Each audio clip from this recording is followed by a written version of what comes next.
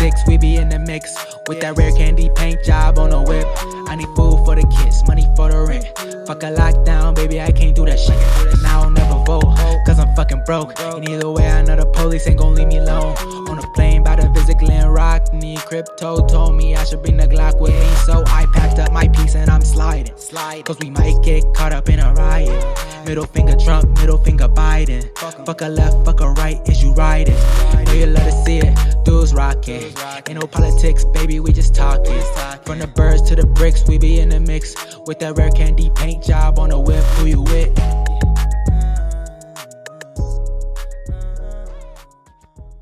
Welcome back to the Gain of Fiction Lab. This is a special edition free Gain of Fiction. We're just giving this away. There's about 10 or 12 of those. So if you've been hesitant about checking out at rarecandy.substack.com the Gain of Fiction backlog, which I highly recommend, you can check out the free ones.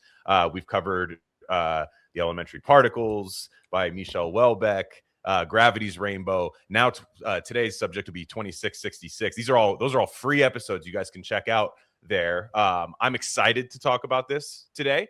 I've got my lion's mane to unlock some portals in my mind, some extra chambers, try to use maybe like 10% of my brain today rather than the normally allotted 4. And again, superfeast.com, promo code RC now at checkout, 10% off your adaptogenic mushrooms and all of that stuff. So you guys can always go check that out too. Now that that's out of the way, let's tackle this gigantic tome of a man whose liver was failing him while he's writing some of the most disturbing stuff and some of the funniest stuff I've ever read. With me today, helping me, he insisted, which I love it. I love when someone insists. It's like, hey, if you cover this book, you're talking to me, or all. Then there was like all these death threats. No, I'm kidding. There was just these like almost indecipherable death threats that was happening. No. It's a good friend of the pod, Thomas. He has a podcast called Post Nostalgic Wasteland that you guys should all go check out. Not necessarily a literary podcast. So this is a bit of a newer thing for you, right? Talking about a book on here, but I highly recommend you guys go check that out. And what's your Twitter handle? I don't have it. Is it you are millennial? Is that it's at the millennial. Yeah. So follow him there for sure. Highly recommend it. But it's interesting because I wanted to cover this book because I love a challenge. I love a big book that just takes up every aspect of your day, gets in the cracks of your teeth that you're picking it later, like kind of just oh man, that's what I was talking about. Like I love that.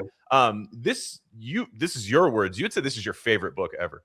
Yeah, and full disclosure, like I'm nowhere near as well read as you are, so like I haven't read as much stuff to have it like so like a ton of competition in my head for it for that title. But like I don't know. It's like I just and we'll of course get into the subject matter and the themes and all that stuff. But just as far as prose, like there's so many passages in this book that I'm like, that's as good as you can be at writing shit down. I don't know. Seriously, I mean it's because I'm not as well read as people think I am, just because I talk about it a lot. Like I started reading again in like 2022 or 2023, whatever it was. Like I had a huge chunk of my life taken up by like gravity bongs and stuff like that. So like I had a huge chunk of my life taken up of just not reading anything. So to me, this is all, yes, I've read some very challenging big books like this. But what was interesting about it is I can't get over how much this is for me, despite on the surface level, it not being for me. Like if you were to tell me like, hey, there's this communist Chilean guy with glasses and he writes the best books. Yeah. And you're just like, no, he does. Like in your head, you're like, there's no way. And not the way I lean, not the way you lean, of course, but like he's very that ilk of people, communist guy with glasses, very territorial over his work. Very territorial. And I think they're scared that guys like us, not that we won't understand it, but that we will understand it. Yeah. That's what I like it's kind of this like, shit, like they realize that this isn't like Marx. This isn't just like Marx in fiction prose. Like this isn't that. And the way I learned about Roberto Bolaño was from a good friend of the podcast, both Brad Kelly and Kevin Kautzman, covering Roberto Bolaño, which they got a lot of heat for that. I like, if you look on, I think it's the Bolaño Reddit, which I might post this. I might post this on there. I'm not gonna lie. I feel like there's this little lake of piranhas, and I'm just like, look at my tone. And, yeah, you guys are gonna like this. But there's this. They got a lot of heat because they laughed a lot during the episode. They laughed a lot. And I think also some people maybe realized that maybe they weren't leaning that way politically as well. And but to me at the time, I hadn't read anything when I listened to that episode, but I found it so interesting. I was like, wow, this guy is fascinating. Like I see a lot of myself in there. There's a lot of like self-critical, make fun of myself before you can make fun of me. That's all in all of his work and stuff. And I was like, wow, I have to pick up some of his books. And so Brad Kelly and I, this is on our Gain of Fiction archive, rarecandy.substack.com, covered By Night in Chile. And now that, admittedly, that's an odd way to start with Bolaño. Not what I would recommend, by the way. However, that book is phenomenal. But it took a while to be like, oh shit, like this is actually really good. This isn't what people are telling me it is. And then when I read 2666, the humor is like all in there. The humor, it's super funny. The darker it gets, the funnier it gets. Unfortunately, people don't like the part about the murders is funny. Like it's not, I mean, the murders aren't funny, but the reactions, the ineptitude of the Mexican police, the who is it? The forensic scientists like summit, like these things are really funny. And so I just feel like these, long story short, the Art of Darkness guys are vindicated. That they talked about him the way that Bolaño is a guy who is laughing, has a messed up sense of humor, a guy who had lots of sex, was a very virile, guy. Like this is just like kind of thing that you would like. He isn't being retconned as that, however he should be. And I'm never going to claim him as like my guy politically or whatever. He's not. Sure. But I am also not thinking about politics when I read his books, which is ultimately the shackles are broken, when you're taught to think of everything. And I don't think people want you to think that when you read his books. Yeah, man. It's like you said, you're not thinking about politics as you read this. I don't think he was thinking about politics as he wrote it.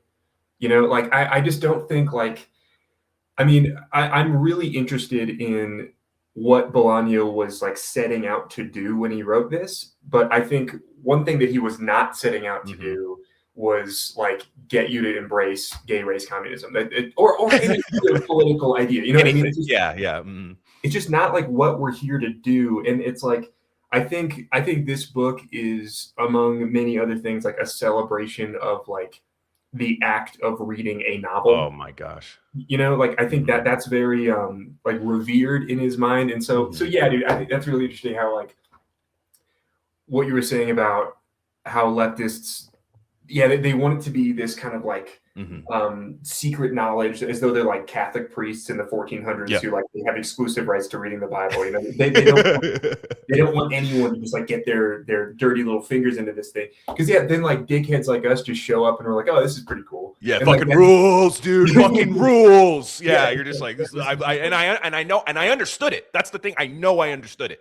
Like that's the problem with it. It's like there's not some, when you listen to podcasts about Bolaño, and there's people that do a lot of really good work, but the two things they do is, for one, is they try to view it in a very political lens, for one, or they try to like parapolitically map it a little bit, where they're like, this is actually talking about this. And there are some of his books, like By Night in Chile, probably lends itself a little more to the parapolitical mapping, because there's a lot of Opus Dei stuff happening, a lot of it, like that makes a lot of sense.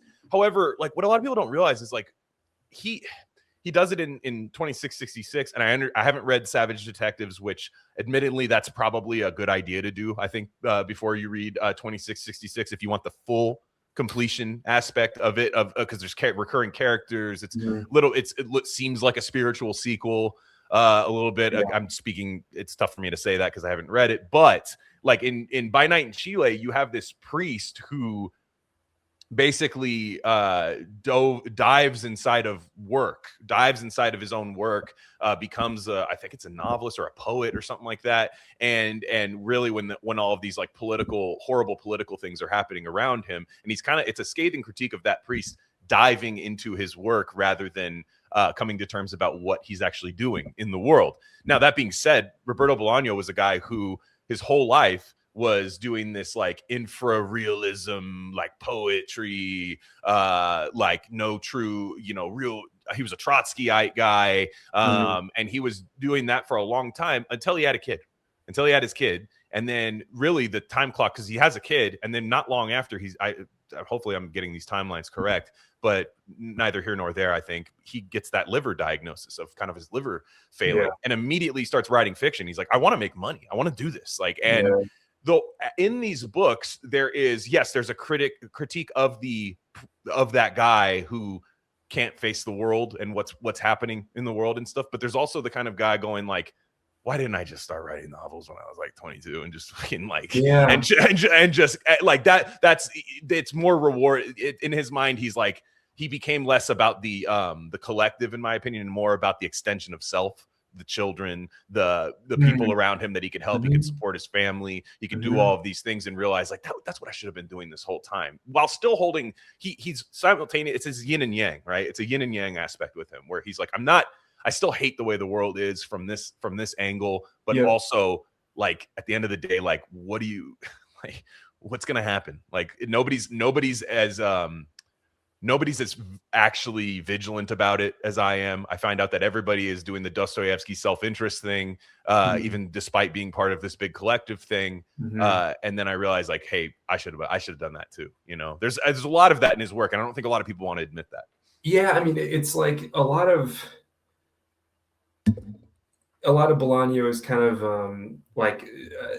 just what happens when someone outgrows leftism, I think, or like outgrows like some of the most like personally damaging aspects of leftism, because like when he said like he became less focused on the collective and more interested in like the extension of self. I mean, I think another way to put that is like he became less interested in the fake collective and became interested in the real collective. Correct. Like, the collective of like your friends and family, and you're like stuff you can touch with two arms, kind of no composite characters that you think you're fighting for. You're not like arguing with Will Stansel or whatever. You're like you're like interacting with human beings on whom you have an effect, and they have an effect on you. And it's like like sometimes when I talk about this book, how it, and we'll get to like the killer and stuff like that, but it's like it's never really explicit. Like I think he all but tells us who like the actual killer is, but you never like see the killer get like nailed. It's never like, ladies and gentlemen, we got him. Like that moment doesn't happen. But it's like, I feel like the real murderer is the friends we made along the way. It's like, yeah. We're going to get you right back to the episode, but I just wanted to let you guys know of a few other things we offer at Rare Candy Industries. We have a Substack with free and paid subscription options. Free subscribers get access to all written content. That includes Bob's Red Pill. That's the best thing going on the internet right now. Trust me. Paid subscribers get full access to our premium episode feed. And that's just every episode we don't necessarily want to share with the general public, if you know what I'm saying. Again, that's rarecandy.substack.com. We also have merch. That link's a little long for me to say right now, but go to the description, go to our merch store, and find a shirt that's right for you. We have Rare Candy shirts, Dr. Bronner soap label shirts, Rishi mushroom shirts, all types of stuff there. Check it out. There's got to be something for you. And lastly, check us out on social media. On Instagram, we're Rare Candy Pod, but on Twitter, we're at Rare Candy Pod 1. All right, enough of that. Let's get you back into the episode.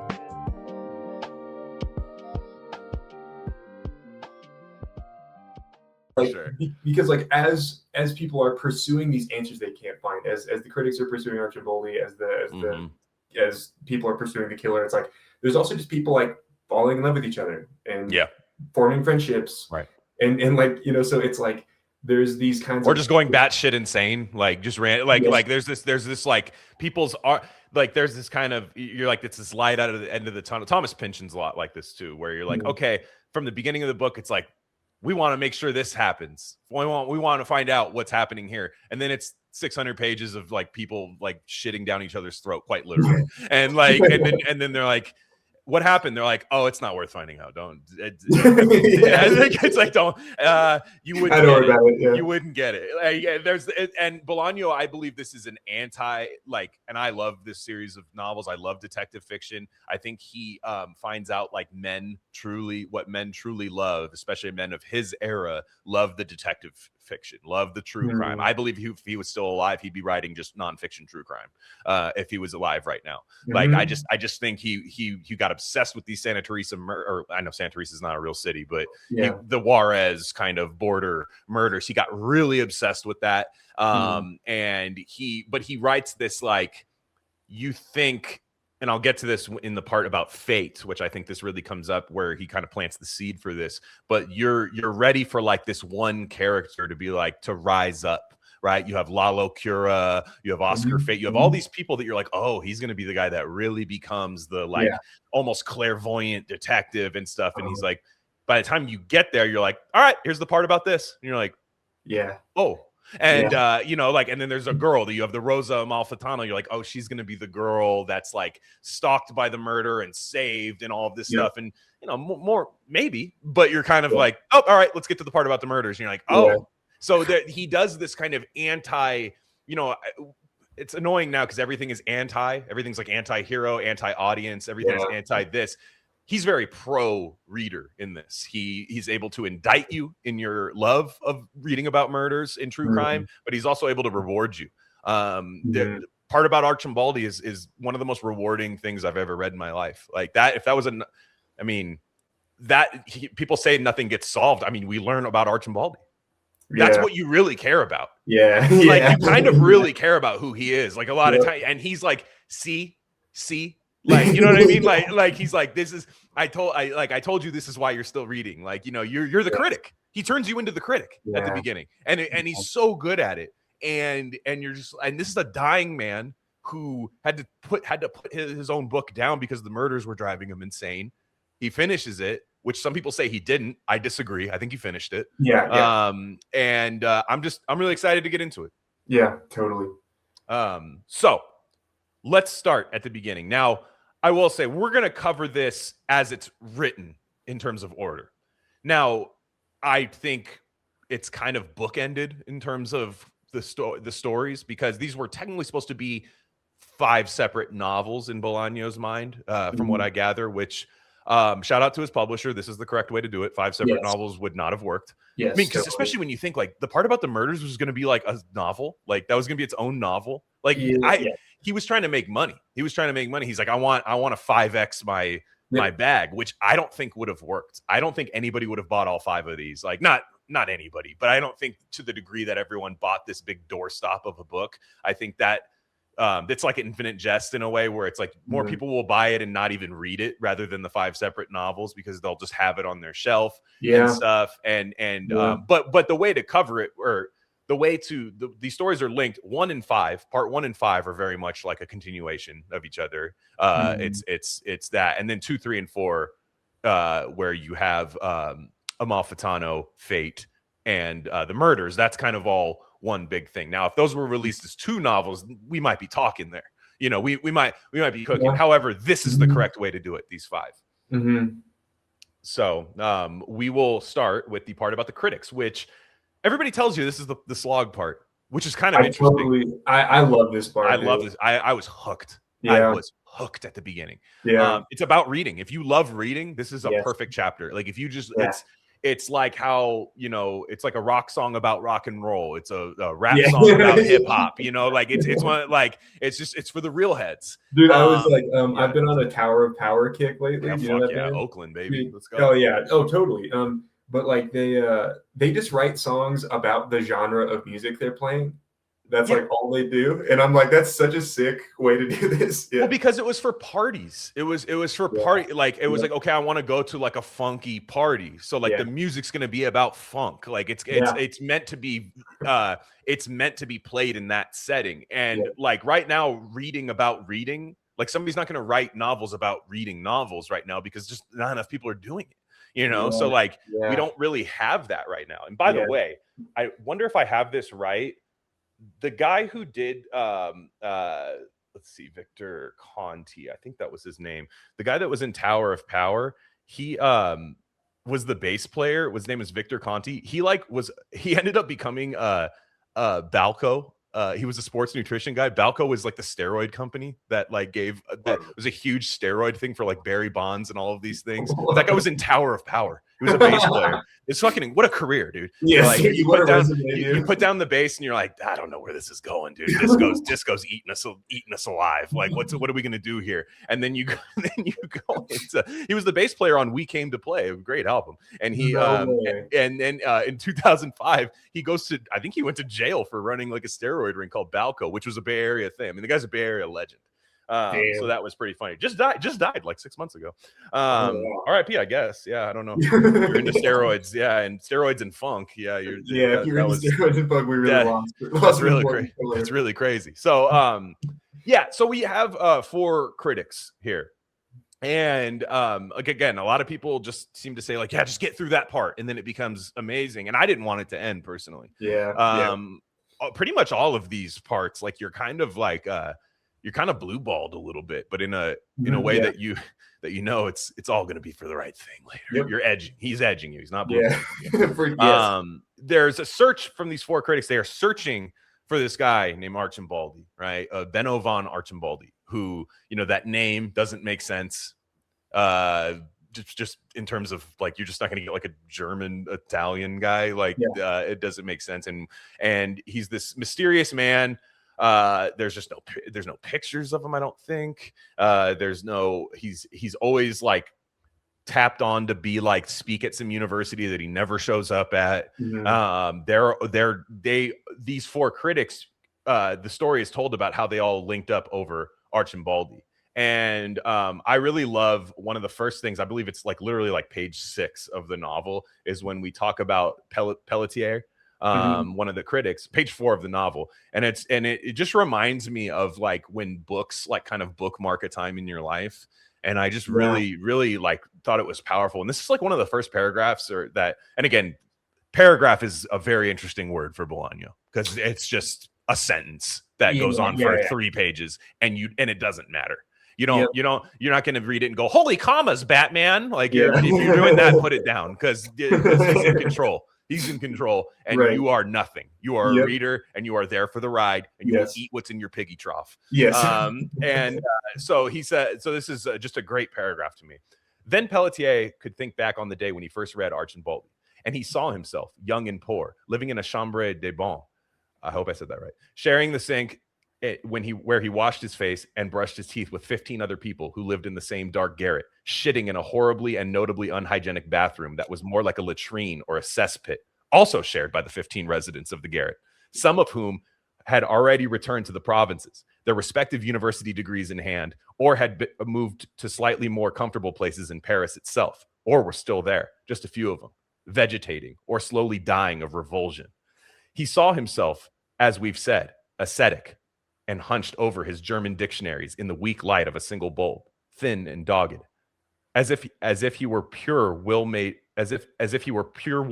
flesh, bone, and muscle, without an ounce of fat, fanatical and bent on success. And it just goes on, and you're just like that is reading when you're just picturing the guy writing it. Like you right there, you kind of don't want the answer of what it really is. Like you don't, he kind of tells you right then and there. It's like, no, keep that in your mind. That's fine. Like separate yourself from this. It's you're trying to find the answer is ruining your own orgasm in a way. Like it's like you read this book. Like how often do we go on Twitter and like, I love Stephen King. I love Stephen King in a way, but like, or Joyce Carol Oates. If you love Joyce Carol Oates and then see the shit she says on the internet, you're just kind of like, man, the mystique is gone.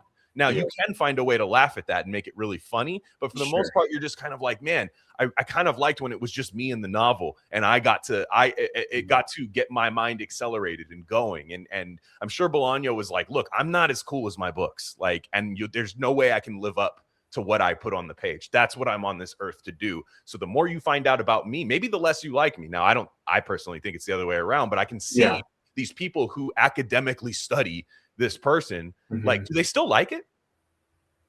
Like, do they still like it, or is it clocking in? Is it clocking in at the Charles Dickens factory, or are they clocking in at the at this factory? They might still like it, but you notice in this page, like, they're not really ever talking about what's in the books. We don't find out what's really in the damn books until the part 5. That's part of the mystery, is when his publisher, Mr. Bubis, is like actually is actually cares and is like, yes, this is what's in there. This is beautiful. This is amazing. And these people are kind of like, they view it as work in a way. And then, like you said, the friendship along the way. Yeah. And man, the way that people connect with art and artists is like, I think what's really being explored here. And it's like, I do one kind of interesting detail about Archimboldi that gets brought up in this part is that he was never like a particularly successful author. He like did okay, you know. He like wrote I think they list the titles of all the novels. He probably wrote like between 5 and 10 books or something like that. It was more than I ended up like. I was like, wow, that's actually a lot. It was like 10, I think, if I'm not mistaken. Yeah, that sounds right. But like the critics, these 4 characters are kind of like the only, like, they're not just like the world's leading Archimboldi experts. They're kind of the world's only Archimboldi experts. Yeah, right. By default. Yeah, it's like there's not like a huge community of these people. It's kind of just them. So it's like, you know, like as someone who, you know, my favorite band is like a kind of obscure like grindcore thing from like the 2010s, and like I'm like the only person that listens to them. Nice. And so it's like what's that? What is it? They're called Trap Them. They're like a hardcore kind of thing that I think. I guarantee you somebody's gonna say they're a bigger fan than you in the comments. That's why I wanted you to say it. I just wanted to hear you say it. Yeah. I'll take on anyone, dude. I'm the biggest fan of them. They're kind of like a Converge type band or something like that. But anyway, so like I understand like the feeling of like, holy shit, you like that thing I like. No one likes that thing I like, you know? Yeah. That kind of nerdy moment that kind of sparks the friendship between the critics. But it's like, but yeah, on the topic of like connecting with the artist and the art separately, like a buddy of mine is like a huge Stevie Wonder fanatic, and he wasn't right, but like he was telling me how, like, you know, when you listen to Stevie Wonder, it's like Stevie is the coolest guy who's ever lived, and then you see him interviewed, and he's like kind of a dweeb. He's lame, he's fucking lame, like, and just a mastermind, but just it's not that cool. The mystique's gone. Yeah. Right. It's like he is like one of the greatest musicians, at least in American history. But he's just like kind of a dork. And it's like I'm skipping ahead just a little bit here, but there's a part where Marini, who is of the 4 critics, he's the one who's like in a wheelchair. Yeah. He talks about this guy Marcel Schwab, who I looked this up, and this is a real story. Marini like read about this guy Marcel Schwab, who went to visit the grave of like an artist that he was really into. I think it was a writer. I'm getting some details fuzzy, but like and like Schwab, I think Stevenson is the name of the guy that Schwab was really into. Schwab like went on this kind of harrowing, like dangerous journey where like he and his Chinese manservant both got sick, and it was this whole like kind of a mess, right? And he never made it. He was going to visit Samuelson's grave, or Stevenson's grave, I think. Stevenson's grave, and he never made it to the grave. And he eventually said, like, well, like the way Bolaño puts it is like, what would be the point of visiting the grave of someone who is still alive? And he says, like, Stevenson lives in Schwab. Yes. Like, the connection is so like deep and intimate without ever having like encountered this person directly. So like the direct encounter with that person isn't actually necessary, and it isn't like, it's not a real constitutive element of the connection that he's built with this artist. Yeah. Like because eventually they'll go and like pursue Archimboldi, and like whether they find him ends up not really being that important, you know? Yeah. Oh, there's so much of that too. And like, you know, there's like even kind of like just every normie person knows this, like, never meet your heroes. Like, you'll hear that all the time. Like, never meet your hero. There's reasons for it. A lot of times people are saying this, maybe they're a dickhead, but sometimes they're just like nothing. Sometimes like you're just like, wow, that's it. You know, like they're not this. And which I love about Archimboldi, which we get later in the book, is he's gigantic. And I love that he's like literally gigantic. Yep. Like that's so important in this, right? Like and Klaus Haas, who, you know, we'll get to too. Like they're huge. They're just like big guys. And you know, he does it in like a literal sense. It's like it's actually a gigantic person. But you also like, you have I can think of so many times, like so many things run through my mind. Like when you think about people who love like movies, right? I love movies, but like I try not to know too much about them. And when we've covered some directors on here, we've covered like William Friedkin, and I love hearing like their thoughts. And some guys, like sometimes the art does match the artist, and that's just awesome. Like sometimes you get like William Friedkin, who's just a badass and cool and funny and just as biting and, cut your, just chip a tooth on him. He's just a hard-boiled man and just crotchety, and it matches the movies. And then sometimes you don't. Sometimes you just get like annoying Facebook boomer guy that you're like, dude, you made some of the greatest stuff ever. Like, why are you why are you watching the same thing my parents watch? Like, why are you so you get that, and then you watch, or say like you love a movie and you're like, I want to watch the making of it. I want to see the set. I want to see all of these things. And you, if you're in movies, maybe that makes sense. But if you're not, you're kind of like, man, just watch the movie over and over again. Like that's the thing. Like the closer you get, the more you deconstruct something, it kind of, you become less of a fan of it. Like it's just got like people who, like I can listen to like the most normie guitar riff ever. Cy has to like scratch. Cy has way more requirements for what a good guitar riff is. I'm the guy who could just put up the glasses on and be like, yep, Lenny Kravitz. And like Cy's like, that's not a real song.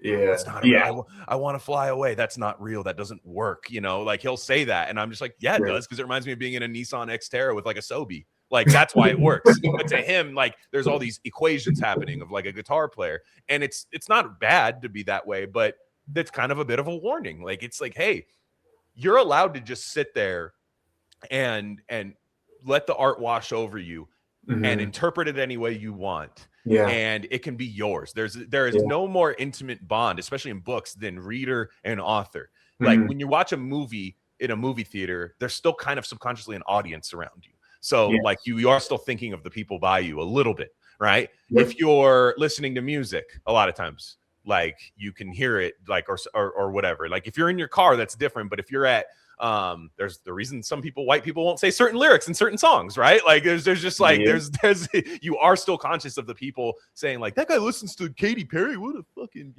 like that there's all of this stuff. But if you read a book, it's you and the author. And you get through this thing where Bolaño's writing these horrifyingly things that like out of context would probably have him canceled by his biggest proponents, right? Like, but you have bought in and you're reading something special, and it's actually, you're kind of like going like, this is me and you, pal. Like we're reading this together. Like I'm reading what you're writing. I know it's weird, but I like it, and there's this kind of like, that's the way this book's meant to be enjoyed. That's the way all books are meant to be enjoyed.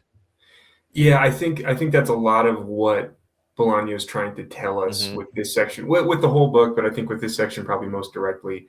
And like, I'm when I listen to music, I am kind of like Cy, like I'm trying to like pick out what the chord progression is. Right. I'm like doing all that stuff, and like I think there is a way to enjoy art analytically, or like the way I put it. Okay, so like with like the way I describe like the way a C major 7 chord happens. Like here's how you play a C major 7 chord. You play a C, an E, a G, and a B, and then a miracle happens, and then you have a C major 7 chord.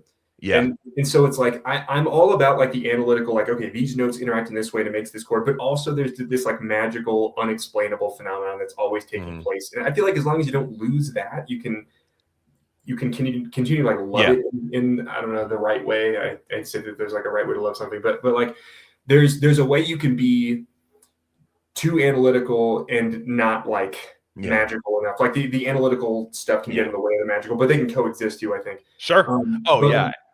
I agree. I agree. There's like there's the part later on when they like Espinosa just starts like when they're in Mexico and they're kind of pursuing Archimboldi. Espinosa just started rereading a pile of Archimboldi books, and he said there's a line that says something like, "There's still things about it that he didn't understand, but he wasn't like bothered by it." Yeah. As long as you can maintain that, I think you're still fine. Right. If you're like poring over every sentence and be like, "What does this mean?" and like, because when I read Bolaño, there's a lot of moments of me being like, "What does this mean? Does this mean anything?" Yes. Or is he just kind of fucking with me because he does that a lot? As long as you can like sit in both of those modes comfortably, I think you're still good. You can analyze, but you can still just be in this mode of like, letting it wash over you and just being kind of like awed by the whole thing. Oh man, it's you're so right about that, because I love that part when it's kind of when things start getting too heated for these critics, there's they always retreat to Archimboldi, and that's when they kind of start appreciating the art again, and what you said about like, do I understand every sentence in this book? you're not meant to. I know that. And there's probably some stuff that nobody understands. They can like there's no hidden meaning. You're talking about a guy who's dying writing a book. Like he's never going to be able to put some of these sentences ever in work ever again. So like there might just be one thought where he's like, I've always had this thought, never had the book to put it in. I'm putting it in 2666. You know, like you have like there's probably a lot of like that. That is one thing you do need to know about this book is this is a dying man's last book. So like that is one thing in terms of like, you know, I require context hat. Like that is the one thing you need. To know about this because it's in there, and that does create a tone and an eeriness, because this is the least eerie chapter of the book. It becomes extremely eerie after this, and this is very much the paint by numbers literary critic art one-to-one art and reader, artist and reader relationship. And what's funny about it is that there is one woman critic about this that immediately becomes the like, it's almost like the Archambaldi like stand-in, like where they kind of lose themselves in Archambaldi's work, and it all becomes about Liz Norton, right? Pelletier and Espinoza have kind of a it's weird, like they like kind of, their friendship kind of crumbles a little bit, but like they're kind of like they like understand it a little bit, like they're like worthy adversaries for each other. And then there's that one part that's like really funny when Liz Norton and she's like wants to make a choice, or they want her to make a choice, and they're both flying in for a meeting, and he was like, oh, I was hoping like your plane crashed and you died.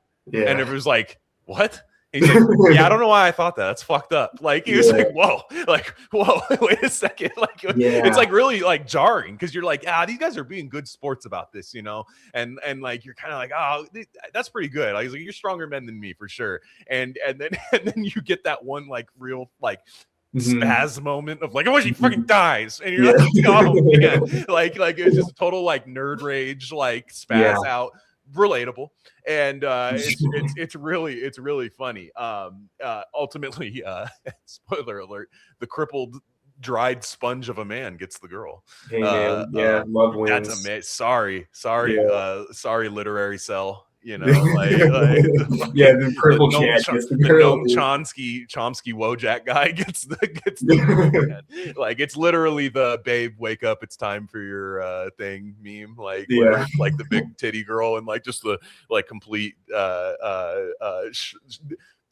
literally dying man who I believe is also a stand-in for Bolaño there. Crippled kind of guys not able to go to places that he wants to go, which I love that part with I think it's Epifanio, Marini, sorry, Epifanio is another guy.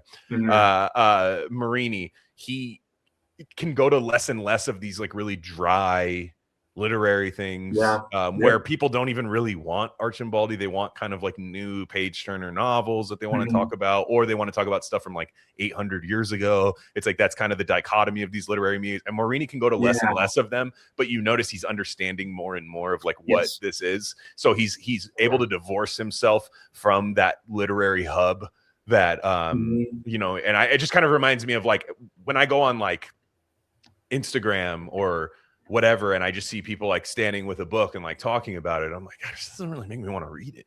You know, like that person. I'm sure it does for some people. I think it makes people buy the book. I don't know that it makes a lot of people read it, you know, just hearing a person talk about it for 15 seconds, you know, where like once you step out of that and you just look at your bookshelf and you're just like, you know what, I'm just going to pick that book up and read it. I'm just going to do that. I'm going to do the normal human action that people have been doing for hundreds of years to pick up these books and do it. Like that's kind of that's the Marini character, where it's kind of this like this true appreciator. Yeah, it's like he's, to sound a little cheesy maybe, he's like chasing less and finding more, you know. He's like he's not in like the discourse, he's not on Archambaldi, he's not on like r/Archambaldi, you know what I mean? 100%. He's kind of like tapped out of that whole thing, and he checks out of it before the other three. And I think that has something to do with why Norton chooses him. You know, and like I don't know if I can say it like precisely, but yeah, the fact that he's not like being a fucking dork about it, you know, just like is likely to draw a woman to him, I guess. And yeah, it, like these arguments about Archambaldi and the like his waning relevance maybe, and then the search for him that, eventually the critics go to Mexico because they hear that Arcimboldi was in Santa Teresa, so they go there to find him. Like, he's just not participating in any of this. Right. And I think that's where like when he like reads about that Schwab guy I mentioned, it's like he knows before the other three know. He's like, dude, I already have all the Arcimboldi I'm ever going to need. Like, it's my connection with him is fully formed. It's mission accomplished. There's 10 books. There's 10 books or whatever, and I can just start over and read it again. I can read some other stuff, come back to Arcimboldi. Like, that can be my constant. That can be my, my bread and butter. That can be the trenches. That can be the things that I do. I don't care if I know about this. And one thing I want to say, and it's not as prevalent in this chapter, but as the book goes on, and especially in the Arcimboldi chapter, which we'll talk about in the next part or in the next episode, the chapter is I found it real, and maybe I haven't read enough Latin American fiction. Maybe this is a big thing there. Maybe it's kind of like, duh, Glenn, like they all do this, but I found it really cool, also eerie and weird, but like intoxicating is the way that, like, okay, there's probably a literary term for this. Maybe it's omniscient. I don't know. But there's this kind of like, the narration is like when Arcimboldi's like gets the internet and he's able to like look at like what happened to some of his like people along the way. And he reads like a story, and you realize like halfway through, like it's supposed to be like recollecting a story, but then there's like way more personal details that like that would not be in like the Daily Mail. You know what I mean? Like, it would just not, and you're just like, this is this weird, like, sentient, like, aspect of the narration that you're like, you think you're reading like a second or a third hand story, but really there's like this godlike presence that's like, this is what happened in there. And you're like, that's crazy. I found that to be so intoxicating when we realize, you're like, wait, why would a journalist have ever found out about that? Like this, like this, like, just read like he ate this in the morning and like did this and then like fucked his wife and saw like dead corpses everywhere. You're like, what? Like, and it's so, it's weird. Like, there's times where this book seems so hard to understand, and then there's times where it's hyper prescient, like it's like, everything. You know more than the characters, this, and then sometimes you're like, you're lost. He just has you in the dark. I think he's able to turn that switch on and off all the time. So that becomes more prevalent throughout the book, less in this part, but I just wanted to make sure we say that here. Yeah, you're always exactly as confused as he wants you to be. Yes. I think. Yes. Yeah. Oh my goodness. There's I do like that there's the part when they go to Santa Teresa and Liz Norton immediately is like, something's wrong here. Yep. And well, for good reason, because a bunch of women are being murdered there. So like, and they don't even really know that. I mean, they do. It's like talked about in passing. I think from times like you hear it on like a news program in the background, but they don't seem to care. It's kind of like, or it's just like how you'll hear about crime and you're like, well, that's happening somewhere away from me, so that doesn't like matter. Like it's a kind of a normal human reaction a lot of times, and you'll hear that. But Liz Norton's like, I'm out. Like I'm just out of here, because it's definitely like, the women, I make fun of women a lot on this show, but they are able to sense evil a lot of times before men can, like a lot of times, because they have to. It's a survival mechanism. The smart ones can do, like, even if like to the point where it's like annoying sometimes, like where you're like, come on, that creeper alert, for a guy, and you're like, nah, he might be though. Like she can't take that chance. I can, like it's kind of a thing. Because there's a part where do you remember that part in this chapter? And I'm probably getting it wrong, but I think it's either Espinosa or Pelletier. Or no, actually, I think it might be Marini, where he meets a guy in like a park, and it's just this old like weird guy that just starts like, spurging out on him like in the park about his life, and he's like this like factory worker guy, and he's kind of evil and weird. And you're just, and it's odd. It's not like a huge part. It's just like this random passage, and then you're just like, Liz Norton couldn't sit in the park with that guy. Like like that's just a total like male thing that can happen. Like where you're just like, yo, this guy's a fucking psycho or whatever, or just indecipherable, or just like I don't want, like, I'm gonna get away from this guy, but like, and probably make fun of him later. Where like a woman's kind of like, yo, I might not get out of this park, like I might be the vessel for something weird happening right now. Yeah, that's maybe And why like Twitter is more of a dude thing, because it's like 90% that guy on Twitter, yes. and you're just Yeah, like, no, oh, I'll just be mutuals with this dude. It's cool. But then chicks yeah, are like, yeah, exactly. Because you're like, exactly. As we get into the more cyber era, and it yeah, is interesting as we've gotten to this cyber kind of era with AI and answers and Google to everything, which we actually get a little bit at the end of this novel. I'm actually always shocked at how that it's like 2000. Like when there's like things that happen in like 9/11's brought up in this novel, and you're like, oh shit, that's. yeah. I was like, for some reason, I'm like Mhm. thinking this book's written in like 1978 or something. I have no idea why. But in my head, I was like, oh, this is like not that old of a book. Yeah, Like, I yeah, mean, it's 25 years old, so yeah, maybe it is. But you're kind of like, but like in my head, I was like, for some reason, this book is like not dated in any way, or like you can't, like, it's tough because you're talking about the Holocaust, yeah, communism, and all these random periods in time, Archimboldi's life, World War II. So it's kind of tough. But then like you in this part about the critics is when you start getting kind of like, oh yeah, this is like the early 2000s. yeah. Like, this is crazy. I just, that part's really odd about it, like Mhm. where you do that. But I love this passage from here where it's Bolaño is really good at writing women. Like, I think he's fantastic at it. Like, he does, Yeah, especially in this novel. You're just like, man, I know there's all these kind of like annoying things, like these authors don't write women well. Michael Crichton doesn't know how to write women. Like, and yeah, there, I would disagree with that statement, but I do agree that there is kind of ways where like women aren't written properly. Like, a lot of times, I think sometimes sure, it's by yeah, women, unfortunately. Like, sometimes it's yeah, like, okay, yo, like, no, that's not what happens here. But then you have yeah, honest people like Gillian Flynn, and you have people where you're like, yeah, oh yeah, no, you got it right. You've yeah, got the good, you got the bad, you got the real thing.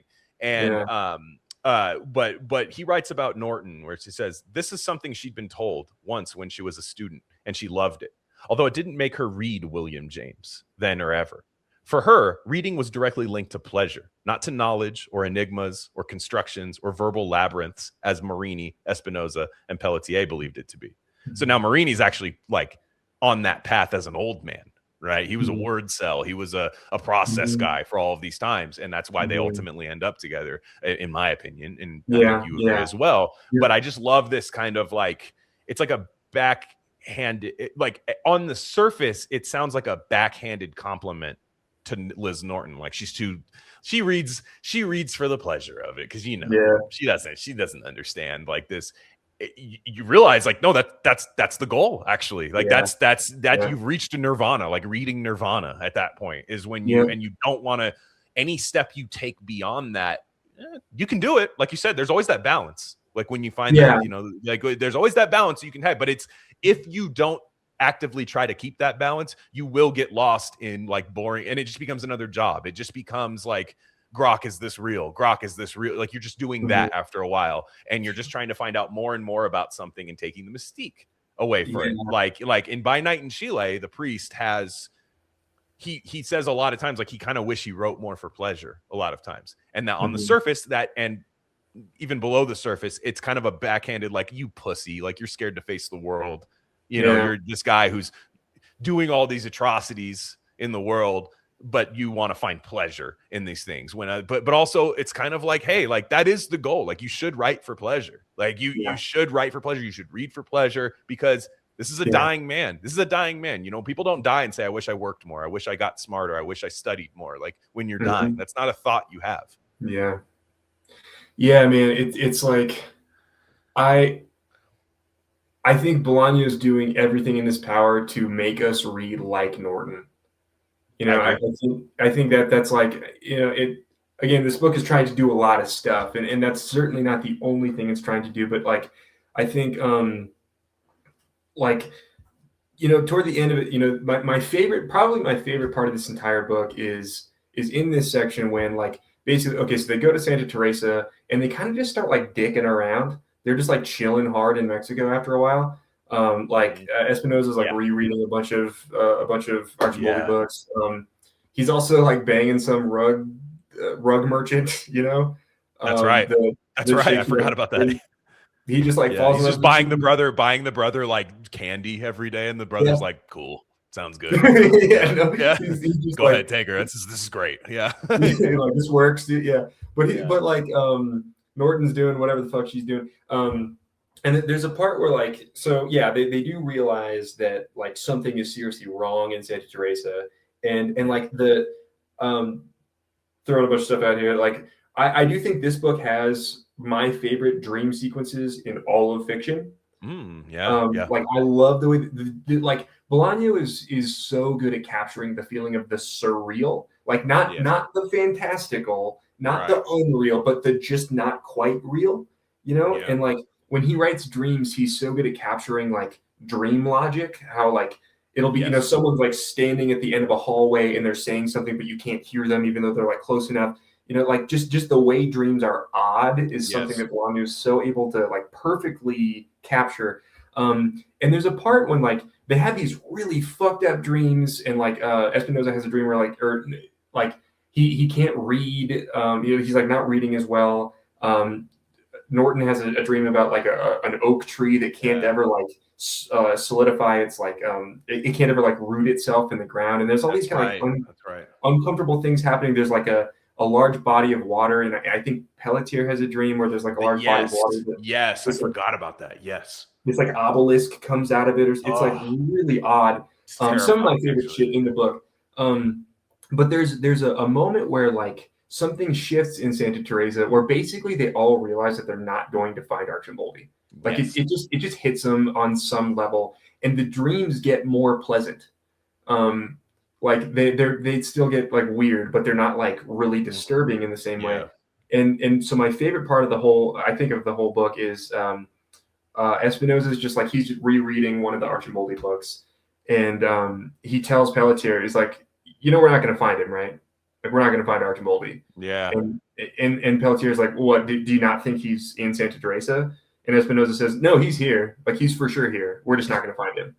Like we're as close as we're ever gonna get. This is like we made it to the threshold, and we're not getting any further. But he's just like back in this book, just reading it because he loves reading it, and he realizes right then, like that's the point of this whole thing. You know, it's not about like finding the capital A answer. It's about like finding just like for someone like Bolaño who so loves the written word, and I think the love of the written word is just like pouring out of this book. He's like, yeah, man, the joy of reading a great novel is the prize, you know? Yep. And you know, what's beautiful about it is in part 5, we meet Arcimboldi. We learn more than the critics ever will about him. In fact, what's really funny, Bolaño's has great irony. I mean, his irony is so good, and let's be real, we're all a little irony fatigued at this point because we see like a guy with some guy who lives in Brooklyn with a Dale Earnhardt shirt, and you're like, oh wow, I can't wait to talk to you. And I bet you have some epic jokes. And but like but his irony is funny because there's a part where they actually could learn a lot about him, where they meet Baroness von Zump. Yeah, yep. AKA Mrs. Bubis, who I mean, of anybody who was of sane mind that has ever met Arcimboldi that is still living at that time, that's the only person that could tell them anything about it. Or I mean, because really, even Arcimboldi's sister, who we meet later in the book, she spent so many years of not seeing him, she wouldn't know. Yep. Like she later, which you get a beautiful aspect of that, she later is able to actually read the work, and it's one of the most beautiful moments in fiction, in my opinion. But Baroness von Zump, they like meet her and they're like, what is that fucking crazy lady talking about? Like they're like, what an idiot. Like, you know, like bitch, who cares? Okay, hag. You know, like they're just like, anyways. And like they kind of are just dismissive of it. I love that's like the beauty of irony. Like that's when irony's done its best. I grew up watching Monty Python and like a lot of things that had great irony, and now I'm just like irony fried. I'm hyper earnest. I always have been. I've never been good at that kind of stuff. That's the way. I'm just like a hyper earnest person. Like, 100%. And it kind of throws people off sometimes. I think people think I'm joking sometimes. I'm like, no, that's actually my serious thought. Like, and it's Bolaño's really good at balancing that. It's layered perfectly. It's right underneath the surface of a lot of things, not too hard to find, but also a little bit of, hey, if you know, you know. You know, it's not essential to the book, but if you know, that's an added bonus to my book, you know? Yeah, there's actually one moment. So last night, I was going back through my notes, and I found this one section that this literally didn't hit me until like 12 hours ago. there's a part where, speaking of the dreams, Pelletier has a dream where he spends all, or he meets a boy who spends all day diving off the Greek islands. That's right. Like, Oh that's yeah. Archimboldi. Like, so not only, Fuck. yeah, dude, yeah. So like, not only does Pelletier have a dream about Archimboldi, he has a dream about Hans Ritter, or however you say it. Yeah, Ryder. Yeah, but yeah, either. Yeah, I like Ryder, his yeah. Ryder. Oh. I thought that was kind of funny. I'm not sure. It could be Reiter, like I have no idea, but I was laughing. I was just thinking, I was like, it's Ryder, right? Like, like I was just, I don't know. I'll just I mean, he's that, fucking Mexican. He's a fucking His book's written in Spanish anyway, so I have no idea. Like, but anyways, go on. That's fascinating. Yeah. So like Pelletier has a dream about Archimboldi before he became Archimboldi. He has a dream about because like Archimboldi's obsessed with water and he's diving all the time, and so it's like you want to be like, Pelletier, you already found him, dude. Right. Like, it's because he went back to the work. Yep, exactly. It's like you just like your connection with him is already so deep and so real, and it doesn't like it's like embedded in you in a way that you're not even conscious of. Right. And it's like and this is one thing too. It's like I think our generation and kind of our general like age cohort, like people of our age, I think, are really into like dark art, art that's like brutal and nihilistic and all this shit. And dude, I think if you described this book to someone, they'd be like, oh, wow, that sounds like really, really dark and really like depressing and awful. And it's like, well, kind of, yeah. But like, I think this book has so much like sentimentality and heart and compassion in it. It's so, Bolaño is so not trying to just like make you feel bad, just to make you feel bad. True. He's not doing like, it's not Rick and Morty. You know what I mean? It's not. You're right about that. Yeah. Right. It's like, I think like, as much as Bolaño is like, he kind of doesn't respect the critics. Like he thinks they're kind of like doofuses on some level. But he also like cares deeply for them. And I think he has a real reverence for their reverence of Archimboldi. Like he loves how much they love this stuff. And I think he sees that as like the best or one of their best traits, this like sincere, genuine, pure love for this art that they maybe even sometimes against their best interests, like devoted their lives to. Right. Because you're right. And what you said about the dreams is so true. Now, Bolaño, again, anytime I bring up a fact about Bolaño, I'm starting to like almost want to stop myself because we're really rallying against author factoids a little bit by saying this. But he was a big Kafka guy, big Philip K. Dick. I loved Philip K. Dick, which I think is honestly, I think writers need to read Philip K. Dick because he's just that good. He's just that good. He's that. And he's another guy. Like actually learning a lot about him really does help. Like knowing because the guy was just. I don't know what's up with Philip K. Dick, but was one of those guys that was just like one of those guys that you're like, yo, like life revolved around him for a while. Like he was just like an epicenter for a lot of things, and you're just kind of going, okay, something's up about that guy. I don't know.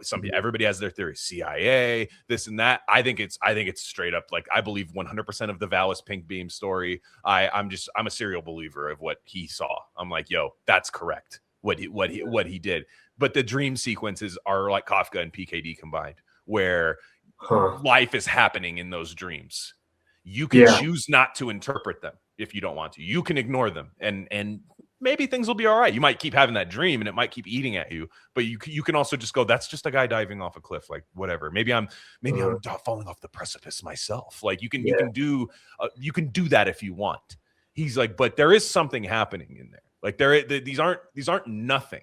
And a lot of my dreams, and I famously hate hearing about people's dreams, like because they're not Roberto Bolaño prose side. Sure. People don't describe their dreams that way. Yeah. No, I have a dream clock. You have 1 minute to tell me your dream. If it's longer than that, it's too personal. That's my rule, and I stick by it too. Like it's too personal. Write it down. Go visit it later. Like I'm not a psychiatrist. I'm not going to help you with it. So there's just this kind of like aspect of that.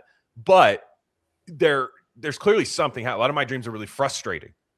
Just frustrating. Simple task that I can't complete. Right. It's just, and I wake up and my heart's beating a million miles an hour. Right. Like that's just always just like going to the post office. It's that's why I love Kafka. So like it's a simple task where it's like, not more today the post office is retarded, like actually, and there's like that shelf is over here today, and everyone's staring at you. You have eyes on you. You're the last person to find out about the new post office update. Like, and those are that's like my dream in a nutshell. And you can put that to sex. You can put it to like any aspect of life. Like I have that kind of dream about it, and I think they're having that too a little bit. This like frustrating thing of like, you're not meant to find this guy. Like, stop it. Like, or like you said, you did find him. And what's funny is they're correct. He is in Santa Teresa. He's, or at least the book ends where he's going there, basically. And he's there. He's there. Like it's without question. And what's funny is what's really funny is how tall Archibald is. Like, and if you know anything about like Mexicans, not the tallest people, you know. So like you would find him. Like it's not hard. Like if it was in a crowd, you'd be like, it's like when you watch like Anthony Bourdain go to fucking like, you know, like or whatever. Quetzalcoatl or whatever, like one of those like small like Mayan villages in like Mexico. You're like, yo, that guy, like I'll find them, you know. Like, it's like I, you know, I'll find Guy Fieri out there and shit too. Like there's you'd find him. So it's like I love that Bolaño's teasing you. It's like you would never miss this guy if you saw him. Like you'd know. Which is funny. Yeah, it's like it's cool how close they get. You know, it's like they're in the same municipality, as this guy who would literally stand probably like 2 feet taller than most of the people he's around. And it's just like, I think it's cool that Bolaño, there's so many answers that he doesn't give us, you know, like I said, like, I think, again, he all but tells us who the killer is. Like he gives us like the best lead we could ever get, but then that's the end of that section. And it's like, but he's just always telling us, it's like, no, dude, finding like the answer is just never like, that's just not what this book is. That's not the exercise we're undergoing. Extremely postmodern in that way, but done perfectly. I think like Thomas Pynchon is the exact same way. Like, and a lot of people hate that. Like a lot of people are just like, and I'm not, if you require, you know, Colonel Mustard with the candle in the fucking hallway, like type explanations, like you're not going to get it. So like, I will say, if like it's not for you. But there's just 2 more aspects to this thing I want to talk about this part. One of which is there is something you would never see from somebody in Roberto Bolaño's political corner nowadays. Is there's just a Islamic cab driver that's just beaten to a pulp because he's horrible. Because he's an awful, irredeemable human being. He's really mean. Like he's like fucking annoying, and he's like obviously saying things about women that like you shouldn't say, and in a very non-ironic way, in a very non-joking way, like that woman talking should be killed, basically, and all that stuff. And they just beat the crap out of him. And there's this like sexual release aspect of it. Like they write it as it's written as a sexual release. And in the context of the book, it works perfectly. But if I were to tell you, I could probably tomorrow start a Twitter thread about why Bolaño's evil and lead with that. And I could probably get him retconned and canceled. That's where we're at right now. Like I could do that. I could highlight my Kindle and go, this is your king. Like I could do that tomorrow. And like just change my Avi to some like Antifa flag guy or something. Like I can do that. And it's just, that's what I love. There's a metafictional aspect of this where reading is the ultimate bond between, it's the closest you can get to like an intimate bond with the artist is reading their long form book. Because if you've already gotten 200 pages into this book, like you're kind of in there already and you're ready, you're game. Like you're just ready for whatever. And you would have gotten off if you weren't. You would have the first 60 pages, you'd be like, I don't care. You would have said that and you would have put it down. So he's like, well, now that you're here. Let's get the shit out of this cab driver. I've always loved that. Racist? Gravity's Rainbow. Thomas Pynchon literally has a military general who's completely cucked, and there's a woman who takes a violent shit down his mouth. Like, and there's eroticized pedophilia in it, and all of this stuff where this is like people's king, dude. Like of people who would never let you ever speak about that. And and it's written like it's about inversion. The book is about inversion. So like the eroticized pedophilia is written in that way where it's like, it's disgusting. It's absolutely disgusting, revolting. It's written like a romantic sex novel, like those aspects of it, but it's meant to like invert the world upside down. Like, and so the, you know, the context is there. And if you're there already, you understand that. And it's, you know what I mean? But it, like, taken out of context, which is kind of funny because there's these little tidbits about Archambaldi all the, hey, he did this. And then in this book, he talked about something mask. He talks about this. And it's like, no, like, you have to engage with this stuff holistically to enjoy it. Like you just do. You can't just take certain parts of it, which is like why right now in a culture where we see clips of people and make up our full opinions about them, we see, you know, literally a tweet from somebody and go, yeah, fuck that guy. Yeah. Never speak to that guy ever again. He might be cool. Yeah. The guy might be cool. Man. It's so like, you know, so I've been, do you know who Northrop Frye was? No. So he was like a William Blake scholar, but he's got this this great lecture series on the Bible that I listened to a couple years ago. But I'm trying to go back through it and like be a little bit more thorough and get more from it. Oh, cool. But Frye talks about the Bible. He talks about the Old and New Testament as being like two mirrors facing each other. Yes.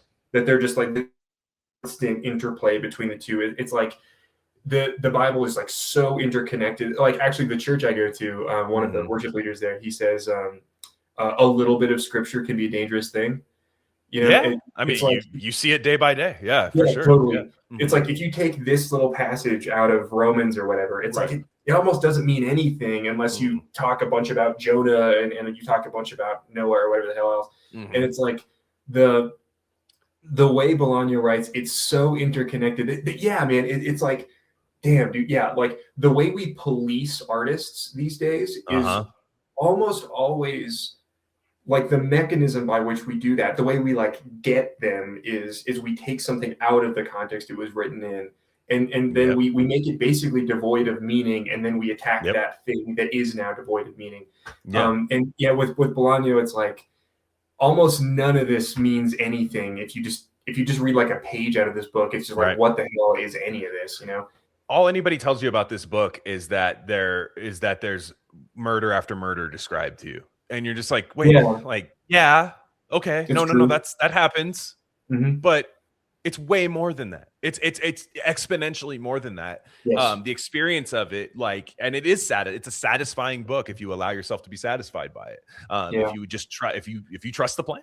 I mean, if you trust Bolaño's plan, like you're gonna be fine. Now, if you are a literary critic reading this, now you're probably going to like it because it's some of the best writing you'll ever read. But it's for the most part, you're kind of like, wait, I don't know. I think here we could have done that. No, there's nothing about this book that I would say should be this, should be that. Like even parts that I thought were boring and lame, I'm like, no, that was actually really good. Now that I got here, you know, like there's this kind of like, you know, he's got it. And this is the last thing about this thing I had written down for this. There's a passage that I love, and this is about state-controlled art, which, again, this is kind of another thing I don't think you'd expect to hear from a Roberto Bolaño if you know his political leanings or where he came from. And I think he's a different guy at this point, in my opinion. And I think when you're facing death, right, when you're looking death in the eye, you can be a little more honest with yourself, and you can be a little bit more going like, maybe that wasn't the way to go. Yeah, maybe the other side's not correct, but maybe that wasn't maybe what I was really hoping for. I don't know if we got the fruits or if we saw the fruits of that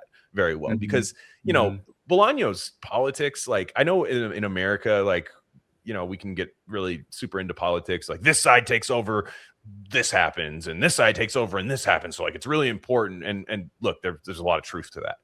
But in fucking like Chile, it's like, yo, like it's either Hitler or Stalin this election. Pick. Like, and quite literally, it's like we either get like Pinochet guy who's like throwing people off helicopters into the fucking sharks, or or was it Allende or something who's like fucking the communist version. Like, and there's a lot of people right now I can tell to go actually fucking like I don't care. I don't want any of that shit. I do not want to live there.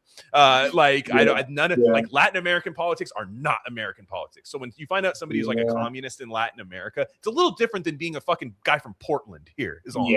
Like it's like in the back, and like when you find out somebody's a communist because they worked like fucking 30 hours straight in like a candle factory and inhaled all these fumes and went like, I kind of wish I had a lunch break, you know, like that's like a bit different. Like the Upton Sinclair kind of communist is a little bit different than the guy right now that's like Thafo, police officer killed, like just like that's different. Yeah. That's a different thing. Like, maybe it stems from that, but it's a different thing. So I just want to, that's my context for like, if anybody's like, that's commie bullshit. Okay, whatever. I just mean like, I'm just saying like, I don't think a lot of us would have survived very well in Chile. During a what is it called, a junta or something, like there's these like, I'm just saying it's a bit different. You can say you would have done this, you would have done that, but I don't know. But this passage is great. In Mexico, and this might be true across Latin America, except in Argentina, intellectuals work for the state. It was like that under the PRI, and it'll be the same under the PAN.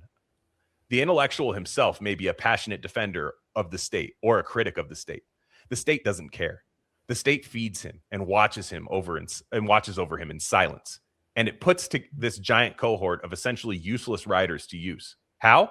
It exercises demons. It alters the national climate, or at least tries to sway it. It adds layers of lime to a pit that may or may not exist. No one knows for sure. Not that it's always this way, of course. An intellectual can work for the university, or better, go to work for an American university, where the literature departments are just as bad as in Mexico. True as fuck, by the way. But that doesn't mean they won't get a late night call from somebody speaking in the name of the state, someone who offers them a better job, better pay, something the intellectual thinks he deserves. And intellectuals always think they deserve better. This mechanism somehow crops the ears off Mexican writers. It drives them insane. And like, you can say like these countries, like just take that holistically, take the countries out of it. It's just like, he's kind of saying like, yo, like at the end of the day, like whether the state controls it or like private institutions go, like there is a certain decorum that you have to follow if you want to be an intellectual at like a university.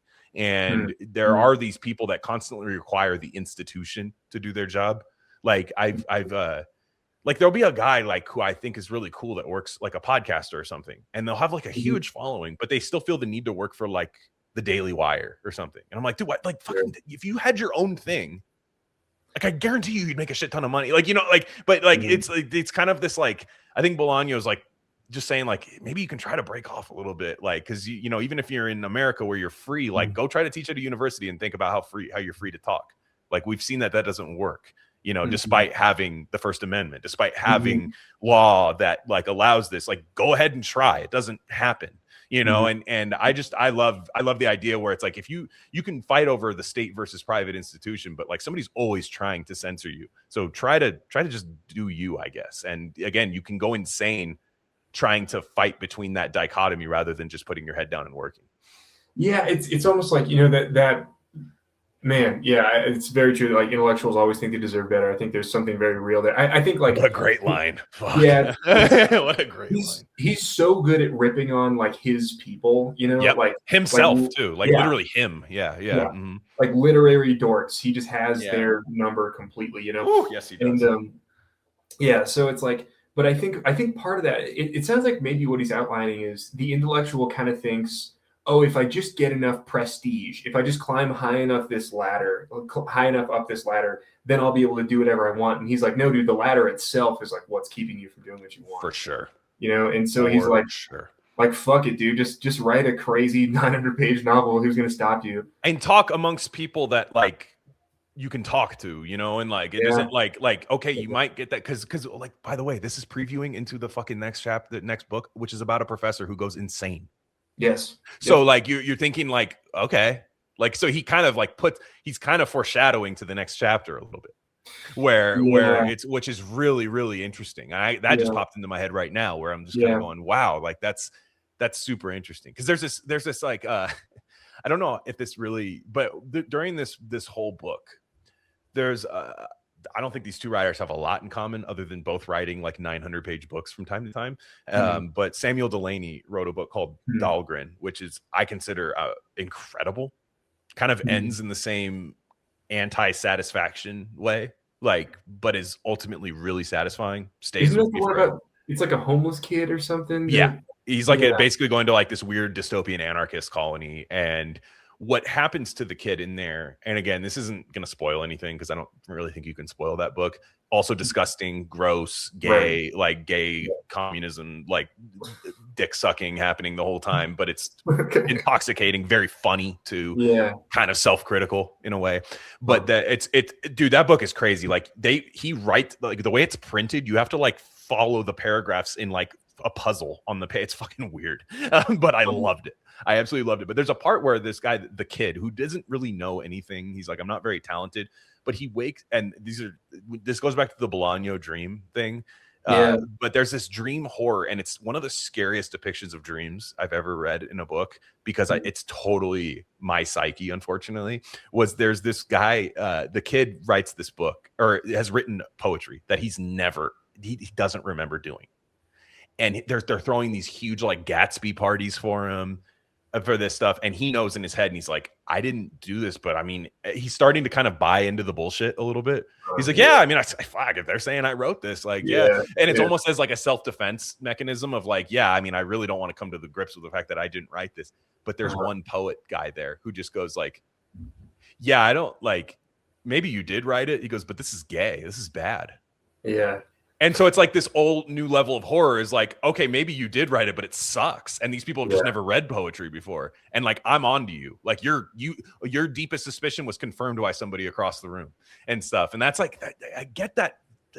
I don't know. I get that out of this book a little bit. I don't, there's an overall tone similarity, I think, in that. So there's like a kind of paranoia or something like that like someone might be on to you, or clocking you a little bit. Yeah. And I think like there's the two like emotions that I think Bolaño captures most effectively is, one is like the feeling of like the ominous, like something terrible is going to happen, but we're not really sure why or how or when. There's this ever-present feeling of like dread hanging in the air. And then he's good at that, and he's good at things just being like really uncomfortable and surreal. You know, so yeah, I could totally see that as a parallel. That like this kid is like really confused about whether he even wrote this stuff, and then he's also being kind of attacked for it. It's like the kind of like tension and confusion, like the intersection thereof, is something Bolaño does really well. Getting credit for something that you maybe didn't do might be kind of cool, but then somebody just hating it is like, wait, but I didn't. Then what can you say? I didn't do it. Yeah. Like, it's just this odd, like trapped feeling that you get, like claustrophobic feeling all of a sudden, the room shrinking, on you. And when you read this book, because of the lore of it at this point, if you pick this up in 2026, that there's a chapter that's just graphic murder after graphic murder. So the whole time you're reading this, you're like, you're setting me up for like that ultimate terror, like it's very strange. So let's go to part 2. The part about Amalfitano. Very, very, all these parts are good, man. Every aspect of this. This seems like a forgotten about part. I think you and I agree on that. People forget about it. What's interesting about this is an anthology is kind of tough. Because it's, in a way, this is an anthology. I know some people might push back on that, because you're in a different world a lot of times. Even if there's similarities in it, you got used to being with the critics. You kind of liked being with the critics, and then they just take you away from them. And you're kind of like, it takes a while to get going again. Like, and even if it's really good, you're kind of like, fuck, I missed the critic. Like, what's Marini doing? Like, Marini's got the girl. What are they doing now? Like, you're just so you want that. But after a while, you're just like, well, here we are. I'm here, and I love it. I love it. I love it more. I love it so much.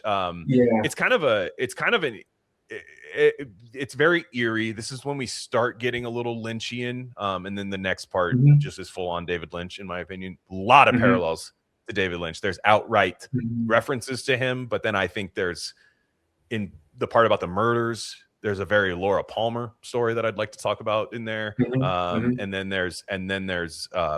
And then of course you have the Lost Highway porn house that I can't wait to talk about, of course. One of the craziest parts of any book that I've read. Eerie, scary, odd. But the part about Amalfitano. So Amalfitano is in the Savage Detectives, which I have not read, but he is trying to unlock murders in Santa Teresa. Who knew? Like, he's also like, he's another kind of, I think, a Bolaño stand-in a little bit. A lot of these characters are Bolaño inserting himself in there. At least, even if it's 70% of him, even if it's 30% of him, Dude, I love, like, it reminds me of when on your episode you did on the brothers Karamazov. I think you described it as like Dostoevsky like split his brain up into a bunch of different pieces and then fight each other. Yeah, it does feel a little bit like that's what that book is. Yeah, that's what that book is. And you finished that, right? Yeah, I love that book, dude. Fuck. Yeah. No, dude, the only time there's only been 2 books that have ever brought me to tears, and it's that and East of Eden. The epilogue of Brothers Karamazov, I get emotional just thinking about it. Like, dude, I was a fucking wreck. Oh my gosh, dude, I'm literally like, it's already coming to me right now. I'm like, oh my goodness, like, and nobody can do. I've recommended it to people, and they just think like, dude, I just can't do it. I'm like, do it, dude. Like, you need this book, like, that's a beautiful. I mean, oh gosh, I wish I did. I wish I did that in this. Yeah, like various self-inserts is kind of I think a parallel between those two. Yeah. I think that's viewed as pretentious sometimes, but I really love it because I think you get a tender quality to a lot of the characters. And Bolaño's, like, you mentioned this in our notes, and I really liked it. Like, he might like have some scathing critiques of the character he's telling you right now, but he still has a tenderness to them and sympathy that allows you to stay with them. Because if it was just this like there's a, I love Bret Easton Ellis, but like there's a reason Bret Easton Ellis doesn't have like 900-page books, because after a while you're like, you don't even like this guy you're talking about. I don't like that, he gets out at the right times, like Bolaño has this tender quality, whether he's talking about a Nazi, whether he's talking about a communist, or like any of these people that like might have a overall negative tone about them or negative connotation to them. He finds a way to make a human out of these people that like you go like, you know what, we all have our flaws, like he's able to do that. And Amalfitano is just a tragic case. I'd argue his story doesn't end as bad as it probably could have, because it sure starts horrible. It's a horrible, there is just an absolute like just death by paper cut story of his batshit insane wife, who is just like, she claims to have like fucked a gay poet, which might have happened like once on accident or something, but like but then what's really funny after that, she chases down that poet forever, which is kind of like him. That's the irony in this book, is like he had a pretty tender passage about critics trying to find Archimboldi, and then he's like, and then there's also this insane woman who fucking follows a gay poet around and goes to a mental institution and tries to like hang out with him and bring him food and stuff, and she should be in said institution, and I think that's what happened. Or is she in the? I can't remember. But he takes you off on this journey where you're hearing about this woman, and you're just like, oh my goodness, about why Rosa does not have a mother around, basically. It's way worse than your mom just dying, by the way. That's a million times worse, is when, because a mother's different, man. I'm sorry. Like, it's maybe unfair, but like they birthed the child. Like, so your mom just like dipping on you, like that is crazy. Like I've known some people it's happened to. It's you definitely need your dad. Absolutely. It's just different, I feel like. And Amalfitano, unfortunately, is like slipping into a more banal form of psychosis, where he hangs a geometry book in the backyard, like on a clothesline, just looking at it, which is really interesting. The geometry book, really interesting, because you'll be able to kind of find mirror things in this book between the two parts. And I liken Amalfitano's obsession with that geometry book, geometry known as pretty exact science. Answer is this. If you can understand, I mean, I took it 3 times. I fucking sucked at it, but like if you're into that sort of thing, the shapes are this. And to me it was non-Euclidean Lovecraft geometry. I didn't understand it, but I still don't. Fuck. But it's like, I'm not good at geometry. I was terrible at that shit. Fucking Cy was so advanced in school. He was like, I took that in like 6th grade, dude. What the fuck? Like, I'm a junior, dude. Yeah. And so I couldn't even copy his work. He was in like algebra 2 at that point, or like fucking calculus. I can't even copy you, dude. It sucked. Ass. But anyways, he has an exact science. And then you go to the Archimboldi chapter, where his favorite book as a child, in a very odd childhood and stuff, is that Ocean book, where it's just facts about the ocean. Yeah. There's no interpretation. There's no anything like Mhm. that. And Mhm. you just think about like these people have constant chaos in their life, and there's just one thing that they keep looking at all the time. And it's this Yeah. thing, it's this comfort Yeah. zone. It's not even like that interesting. It's probably not that interesting of a book, either of them. Mhm. But you're Mhm. kind of going, okay, but this is very paint by numbers. It's not based on my interpretation. Anything that's ever left to like a interpretation in my life has gone horribly wrong, right? Where it's like Mhm. this guy's wife leaves him or stuff. Archibald, Mhm. he's got people coming in and out of his life. He's in things that he's shouldn't be in. He's has batshit insane women that he hangs out with and all that stuff. Mhm. And Amalfitano's kind of like, well, at least that shape is that shape. Like at the end of the day, there's something I can look at and find the answer. And my like, so there's, I haven't read a ton of Marquez. I read like the first like third or so of 100 Years of Solitude, which is a cool book. I don't have any problem with it. I just didn't see it through. But that book is very much like what you call like magical realism. Like, right. I think it's like 20 pages or so into 100 Years of Solitude, a gypsy just like turns into a puddle. And you're like, oh, yep, that's like what we're doing here. And it just kind of continues in that way. And people sometimes compare Bolaño to Marquez. And I think people think like, oh, Latin American literature, that's where the magical realism stuff happens, right? And it's like, what? I mean, like, the way Bolaño is more about like magical surrealism. It's like things are profoundly off, and like, I think this is the section where that really like, where he's like, all right, buckle up. Like this thing is going to get way weirder.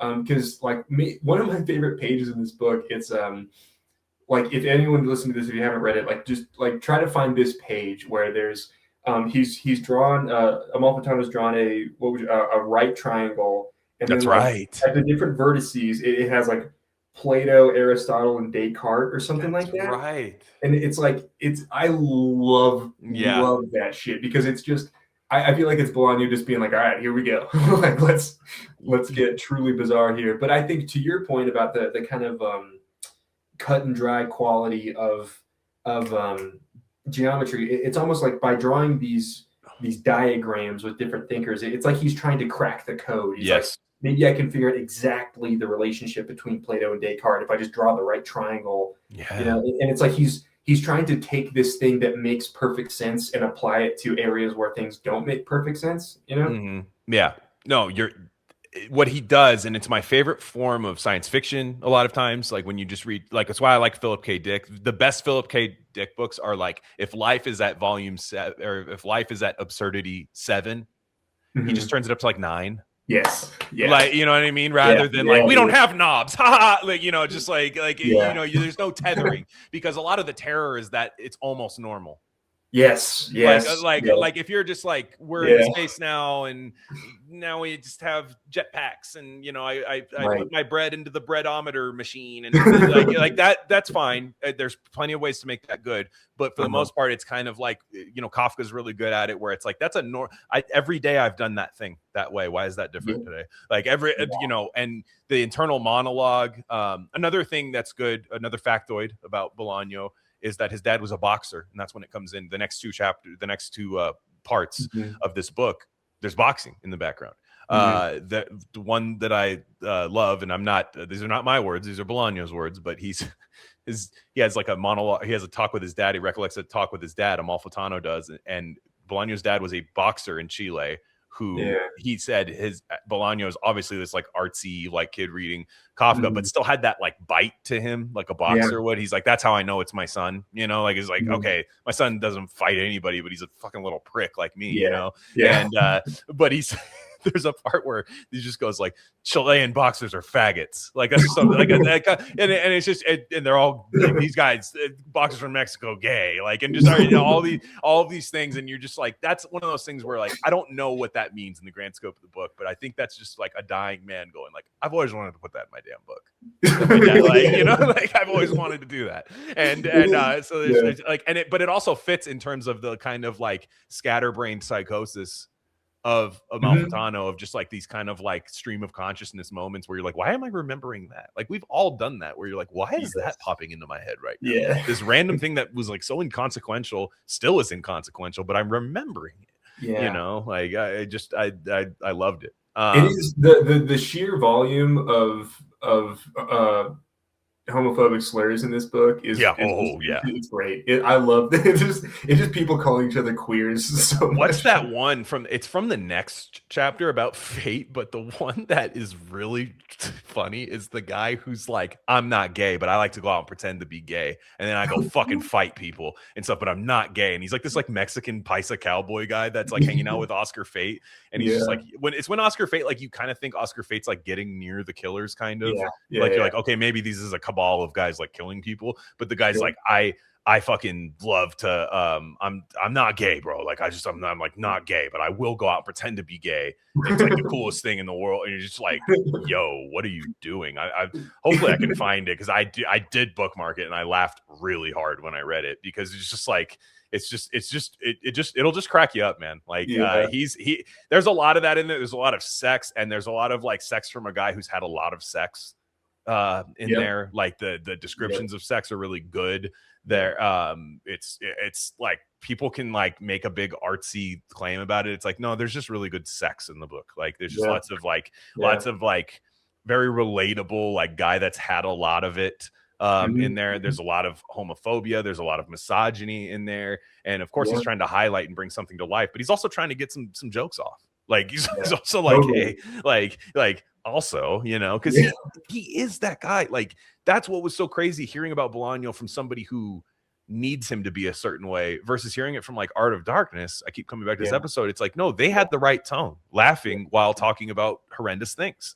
You know, like that's what he does. Yeah, so, and I will say, like, I've listened to that episode because I listened to that episode of Art of Darkness like a couple years ago. I listened to it again for this. Like man, anyone who's interested in Bolaño, like I really highly recommend that people listen to that, because they totally like had it figured out. And like there's Amalfitano does he like starts hearing a voice in his head that it's like not quite a schizophrenic thing, because the voice is like pretty articulate. Oh gosh, but like there's a part where the voice first appears. It's like the voice asks Amalfitano, like, "Are you a queer?" And Amalfitano's like, "No, are you a queer?" And the voice is like, "No." And it's just like this weird, and then he's like, "You're my grandpa?" He's like, "Yeah." Or something like that. That's really funny. Right, the voice like may or may not be like actually his grandfather, and you're just like, "What the fuck, dude?" Yeah, that's one thing, like, I think that I will never forget about this book. I could be dementia in a fucking home somewhere, and these things will like pop into my head, is just the banality and like the way he gets you to kind of buy into like a psycho man's ramblings. It's very Bret Easton Ellis, like it's very like American Psycho. He doesn't go full like American Psycho, where it's like, oh, and then there's a rat's head in my chicken pot pie right now. Like, you know, he's not like doing that because the book doesn't really lend itself to that. But the man, like this passage is when I think it like first starts going crazy, is because he's teaching at a university, and like you think like a guy who's like losing it, you almost feel like everybody sees it, but like he's just like, yeah, nobody really knows what's going on. You're like, you know, I bet everybody knows you're insane.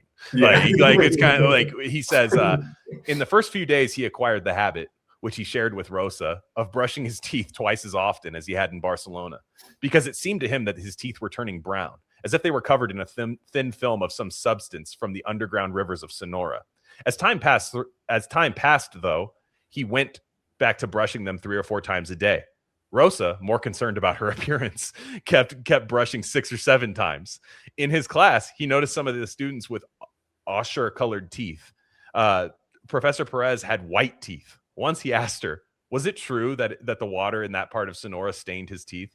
Professor Perez didn't know. It's the first I've heard of it, she said. And she promised to find out. It's not important, said Amalfitano, alarmed. It's not important. Forget I asked. In the expression on Professor Perez's face, he had detected a hint of unease, as if the question had concealed some other question. This one highly offensive and wounding. You have to watch what you say, sang Amalfitano in the shower. Feeling completely recovered, sure proof of his frequent irresponsibility. It's like, dude, like, what the hell? It's like he makes everybody a part of it. Like, yeah, it all made sense to them too, the thing I was saying. Like it's just, I don't think Rosa was brushing her teeth 6 or 7 times a day. Like, I just don't. Like, it was just this like pure psychosis. And then it gets even crazier. Like, I have these 3 passages that are a lot shorter, but it's just like, it goes, "That's right," said the voice. "Everything lets us down. Everything. Or lets you down." Which isn't the same thing, but for our purposes, it might as well be. Except calm. Calm is the one thing that never lets us down. Though that's no guarantee of anything. I have to tell you, you're wrong, said Amalfitano. Bravery never lets us down, and neither does our love for our children. Oh, no? Said the voice. No, said Amalfitano, suddenly feeling calm. That's like a normal conversation you'd have, like an internal monologue a little bit. Like we're not quite there yet. Yeah. And then the next passage, which I believe this is like a couple pages later. "So I haven't lost my mind," said Amalfitano. "No, absolutely not," said the voice. "So you're my grandfather," said Amalfitano. "Call me Pops," said the voice. "So everything lets us down, including curiosity and honesty and what we love best?" "Yes," said the voice. "But cheer up. It's fun in the end. We're getting there. We're getting to the full psychosis." Then this one paralyzed me. Like, it's so weird. He looked behind him, then put his hand on the doorknob. The voice said, "Be careful." But it said it as if it was very far away, at the bottom of a ravine, revealing glimpses of volcanic rock, rhyolites, andesites, streaks of silver and gold, petrified puddles covered with tiny little eggs, while red-tailed hawks soared above the sky, which was purple like the skin of an Indian woman beaten to death. What the fuck? Like, you're just like it's so like matter of fact, like if you you're kind of like intoxicated by it, and then halfway through you're going like, this guy is batshit insane. Yeah And it's sad, dude. And one, like, speaking of the sadness, like one little kind of neato connection I was thinking is I think it's somewhere in the part about Oscar Fate, or maybe it's in the part about the murders, but there's a line in this book that's like, "Isn't reality an insatiable AIDS-ridden whore?" Yes. But then I was like, upon the rereading, I was like, well, Amalfitano's wife is also kind of an insatiable AIDS-ridden whore, isn't she? Because I think she does contract AIDS. I believe so. You know, she's very much Jenny from Forrest Gump. For sure, yeah. If you think about it, she's luckily he doesn't get it back from her. Luckily, thankfully it's but yeah, like there's a kind of like misfortune that this like Amalfitano is kind of in this section. When he comes back, he's kind of a different character, but like in this section, I think Amalfitano is like a representative of like the way Bolaño thinks of just a profoundly unfortunate man. Yeah, man. You know, it's like, but I think and who knows, like Bolaño is kind of, he leaves these things open a little bit, but I wonder if like that line about the AIDS-ridden whore and the fact that kind of parallels Amalfitano's wife. I wonder if like, there's a kind of, if I wonder whether Bolaño is outlining or describing a kind of ever-present like misfortune that just befalls people, and making Amalfitano kind of the like sole recipient of it for this section, you know? Yeah, because you're dealing with a guy, you know, again, as a writer, Bolaño, who his family says he never really drank or did heroin. I don't care to find the answer whether that was true, but he has a liver failing. And like, you could view that as just like, well, that's life. Like, my fucking liver's dying and I didn't even like party like that. Yeah. Like, that's kind of crazy. You know what I mean? Yeah. Like, if somebody, the minute you hear about somebody having liver failure, you're like, oh damn, dude, that fool fucking got active. Like, he was going crazy. Like he was just, probably some fun moments here and there, you know, like in terms of that, like maybe it was bad, you know, but it was just, you kind of hear about that. You're just kind of thinking like, this is a man like dealing, you're seeing like Amalfitano. Like, I wonder if that's this like deep, dark, buried in the subconscious of Bolaño, where he's like, if I didn't have my work, would I just do this? Would I spiral like this? Like, cause he got dealt a pretty bad hand, I thought, like, you know, towards the end, like that sucks. I mean, you're waiting on a liver transplant, you don't end up getting, and you're just thinking like, Amalfitano doesn't really have any work. He doesn't have any, anything to kind of like occupy his time. I mean, he has his daughter, which, you know, he does the honorable thing. His daughter well, we think gets out pretty scot-free from what Yeah. we're told. Like at least that happens. He doesn't, he you know, there's a part, this bleeds into the part about Oscar Fate, but like there's a part where it's like, you need to get out of Santa Teresa because there's killers here, but also like, I'm insane, so please get away from me. Like he has this like self-awareness, this kind of like, something's wrong. Like something's like really wrong. And there's pockets of like pure psychosis, but then there's parts where he snaps out of it where he's like, yo, I can't be doing this right now. Like I'm a father or something. And then he gets to the point where it's like, hey, get out of here. Like this is bad.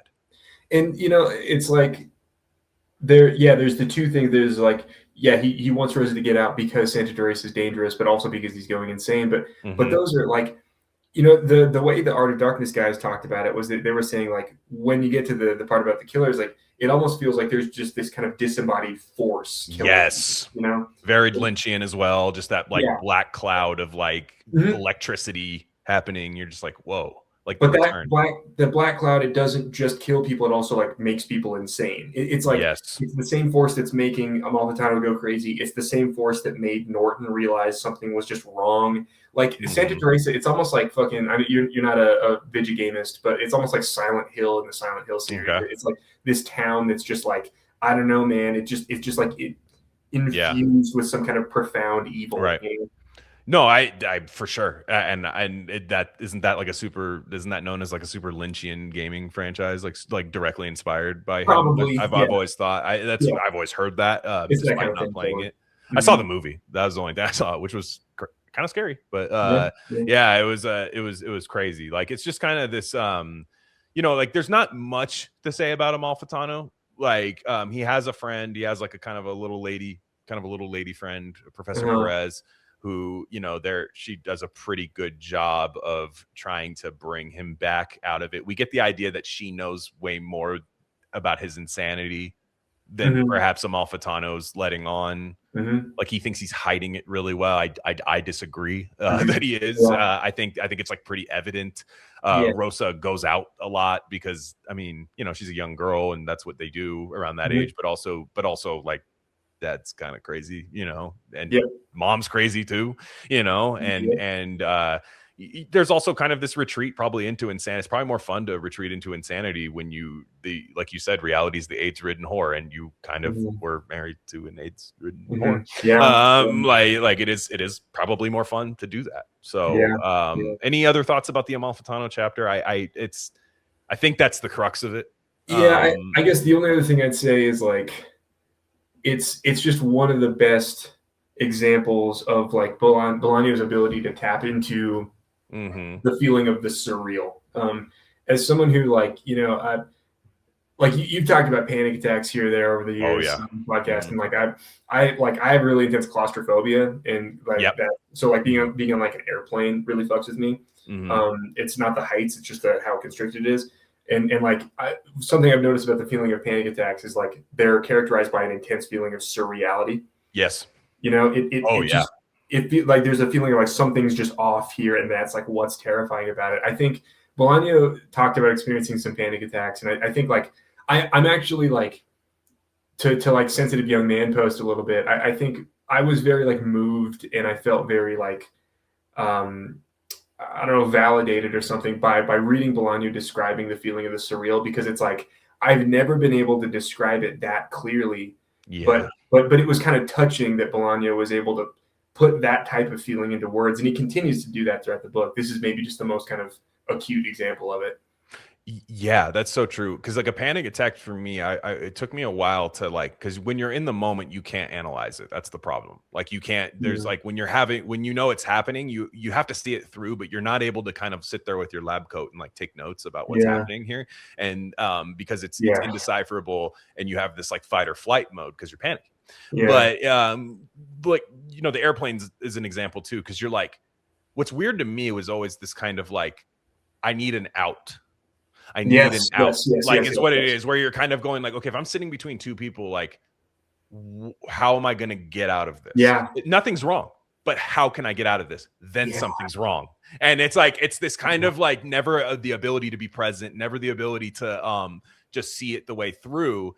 And you get a lot of that in this book. Is just kind of this, like, especially the Amalfitano psychosis, where, you know, I'm glad it never descended into that for me. Like, it really didn't. Like, but there's certain pockets of your life where you are that incoherent. You are obsessing over the minutia of something, over like just dumb things. You know, you're like, you could almost view that like Euclid, that geometry, at the vertices, putting like different philosophers and stuff like that as just this like comfort thing. You know, almost this like just this dumb like spinning your wheels comfort thing that helps you snap out of it. Like, you could interpret it that way. You could also interpret it as, nope, he's crazy. You know, it doesn't matter. They both works. But I'm totally with you on that. This was like a claustrophobic, you know, and especially in the town Santa Teresa, which is the epicenter. That takes place in many other different parts, but it's the epicenter of this, where that town.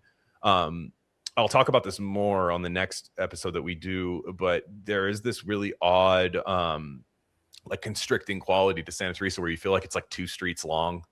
There's like nothing, like you're like, they're all the women are found in the same place, and it just shrinks. Whereas you get to these other chapters, and it's these big cities, these Paris, this big part of Berlin, and these just these big, massive, sprawling metropolises where it just feels open like bodies of water. Open bodies of water, right? Exactly. I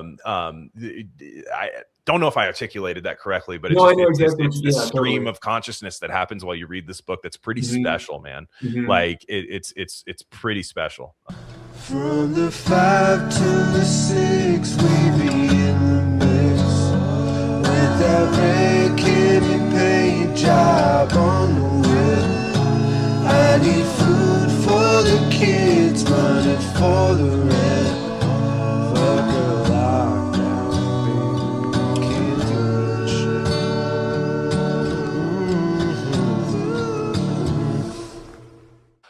Let's move to Fate. Yeah, let's move to Fate. The part about Fate. We're introduced to a black dude named Oscar Fate, black guy. Kind of. He's like a post.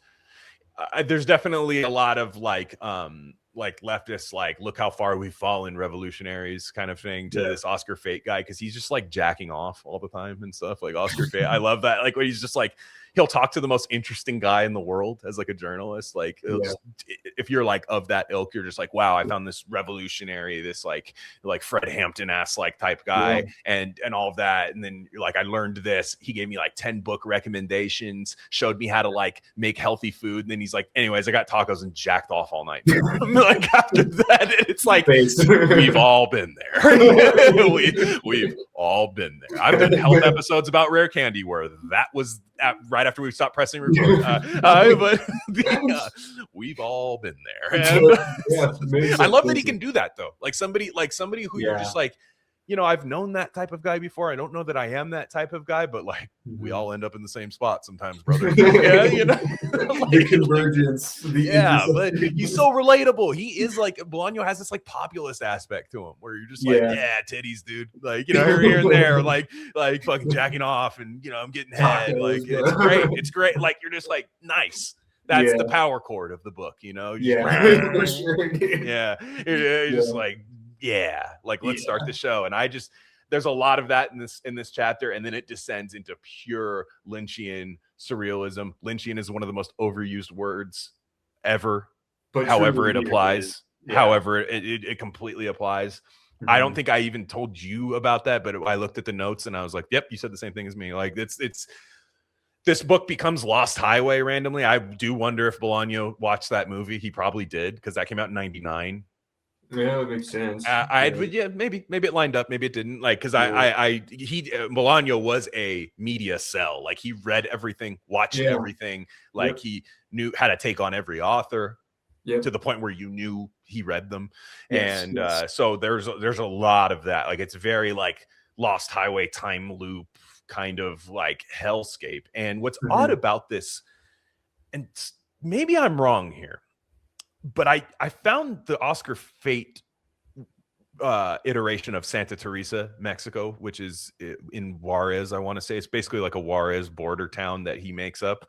But that Santa Teresa feels scarier in that chapter as a city than it does in the murder chapters. Yes. Yeah, for sure. Because you know what I mean? Like more Yes, shit's happening in the absolutely. murder chapters, but like there's parts of like the murder chapters where you're like, that seems like a nice little house to have a meal at. Like, you know, like when they're just having like a thing, like that's nice, that family, Dude, you know? Yeah. there's toward the end of this section, sorry I keep skipping ahead, but like just to that point, there's like one of my favorite lines in the whole book is like, so yeah, eventually Oscar Fate, like he finds some like townies, you know, over the course of him like investigating a lot of this stuff, because he gets there to like report on a boxing match, but then he really wants to report on the murders, and so he starts to kind of dig a little bit on his own, and he meets these just like weird guys who are like, you're not really sure like what they're up to. It's like not clear what their jobs might be, or like they have just odd tattoos that you're like, that's bad, whatever that is. Yeah. Right. That can't be anything cool. It's but like, and Oscar eventually encounters Amalfitano, and I'm sure we'll get to that more. But like Oscar like asked him something like, he's like, are these guys involved in the murders, do you think? And Amalfitano's like, dude, they're all involved in the murders. And like that line, to me, the way I interpreted that, I don't think Amalfitano was saying, oh, these 4 or 5 guys are involved in the murders. He's like, no, dude, the murders, like everything is involved with the murder. Like this whole town might as well be killing people. Right. You know, it's like the cops are looking for the murderers, like the actual people. Pulp. It's a very pulp. They're doing like a pulp thing, like Raymond Chandler. The cops are trying to do Raymond Chandler things. They're like having pie and making jokes about women, and they're like, today we'll find them, boys. Right, it's the fellas getting together to bag these crooks, but then like Oscar Fate is like, it's like him versus Santa Teresa itself. Yeah, so true. So yeah, a little background on Fate. Fate's mother dies, which seals his fate in America, basically. And he works for like a black magazine. You don't get the idea. There's a lot of readers of it. Like just kind of, and he constantly goes back to like memories of like covering random things where there's kind of this disdain kind of for AstroTurf like protests. There's like a Muhammad Atta reference in there for 9/11. There was like this Nation of Islam thing that in New York that he went to go protest, and he found out it was completely fake. And he was just like, this is a huge part of Bolaño's work, is just kind of like, there was never a true revolutionary, so I left the revolution. Like, it's kind of his, like, there's always this kind of aspect, and then kind of black pilled a little bit and just jacked off and ate tacos all day. Whom among us? And he goes down to Mexico, and he's having memories of his mother a lot. Those are kind of tender and nice. And one thing, Mexican and black people don't get along. Like, I don't think a lot of readers of. I think if you're just like a guy who's never been to Mexico and you don't hang out with people of like either of that race or something very often, like it's like they can get along. But also when it's bad, it's like worse than anything you've heard at a Klan rally. Like you know what I mean? Like you could like, if you would expect like somebody in a white hood to be saying some of the stuff like so that you hear. So occasionally that like pops up every once in a while, but for the most part, like it kind of the racial tensions stay like pretty good. And you kind of forget Oscar Fate's black sometimes, and then like all of a sudden, like randomly, like they'll say something like, "Who's that black guy?" You're like, "Oh yeah," and then Bolaño doesn't always say black guy, by the way. Say that. That's literally say African American. Well, when he asked to go cover the murders, the boss says, "How many N-words is it? How many N-words were killed down there?" Like he says it like right then and there, and he's like, I'll only let you do that if there's like 20 N-words with ropes around their neck. Right. And you're just like, whoa. Yeah. And so like you're just like, this is insane. Like, it's just, again, stuff you wouldn't see written by like somebody of a Bolaño's ilk in 2026. Like, you wouldn't say it. That's making it less authentic, in my opinion. And so there's just all of these there's all these like anecdotes about being in NYU, and kind of like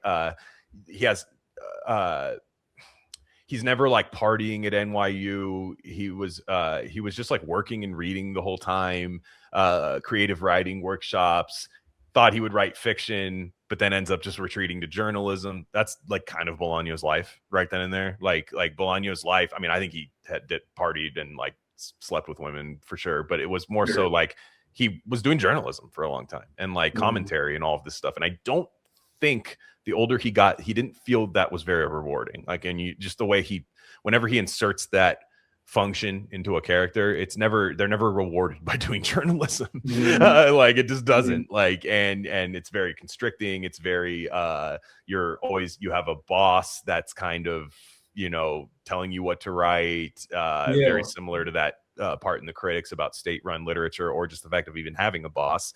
And so he's in Mexico and he sees what, like, because the reason he has the boxing job is because the boxing editor died. Right.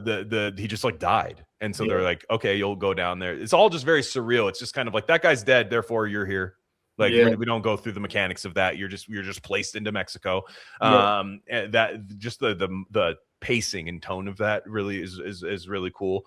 And so he ends up going to Mexico. He meets a lot of boxing journalists down there. I believe Chucho Flores is one of them. Nice enough guys, but not really Oscar Fate's like scene. And the whole time he's hearing about all these murders. And there is a quote from Chucho Flores, which is really interesting. And it's like this really nonchalant way to talk about something. And we might shudder at the thought, but like, that's kind of the way people talk about stuff nowadays. And about any atrocity happening. They'll say, so about the women who've been killed, said Chucho Flores glumly, the numbers are up, he said. Every so often the numbers go up and it's news again, and the reporters talk about it. People talk about it too, and the story grows like a snowball until the sun comes out and the whole damn ball melts and everybody forgets about it and goes back to work. They go back to work? Asked Fate. The fucking killings are like a strike, amigo. A brutal, I'm really holding back on the voice, I just hope you guys know. A brutal fucking strike. The comparison of the killings to a strike was odd. But Fate nodded his head and didn't say anything. This is a real big city, a real city, said Chucho Flores. We have everything. Factories, maquiladoras. That's the first time you hear that word in this. One of the lowest unemployment rates in Mexico. He loves to tout the unemployment rate, like as a joke a little bit. It's like, yeah, everybody has a job and they just get murdered at their fucking job. Like a cocaine cartel, a constant flow of workers from other cities, Central American immigrants, an urban infrastructure that can't support the level of demographic growth. We have plenty of money and poverty. We have imagination and bureaucracy. We have violence and the desire to work in peace. There's just one thing we haven't got, said Chucho Flores. Oil, thought Fate, but he didn't say it. What don't you have? He asked. Time, said Chucho Flores. We haven't got any fucking time. And it's just this kind of like, yeah, anyways, we don't, you know, all this stuff's wrong with the world, but who has the time for that? And he kind of just lays out the tone for the rest of the book there in terms of or for the next part. Bolaño is constantly, even though these are separate stories, there's only so much crossover one-to-one that you see in there. Thematically, there might be differences, but he sets up the part about the murders right then and there. And Oscar Fate is this kind of anti-pulp hero, where from most books that we would read about crime, especially crime fiction, is Oscar Fate would go, I'm going to dedicate my life to solving these murders, and I'm going to solve them. But it doesn't I'm going to save the girl, and I'm going to, But he does save a girl, which I think is interesting.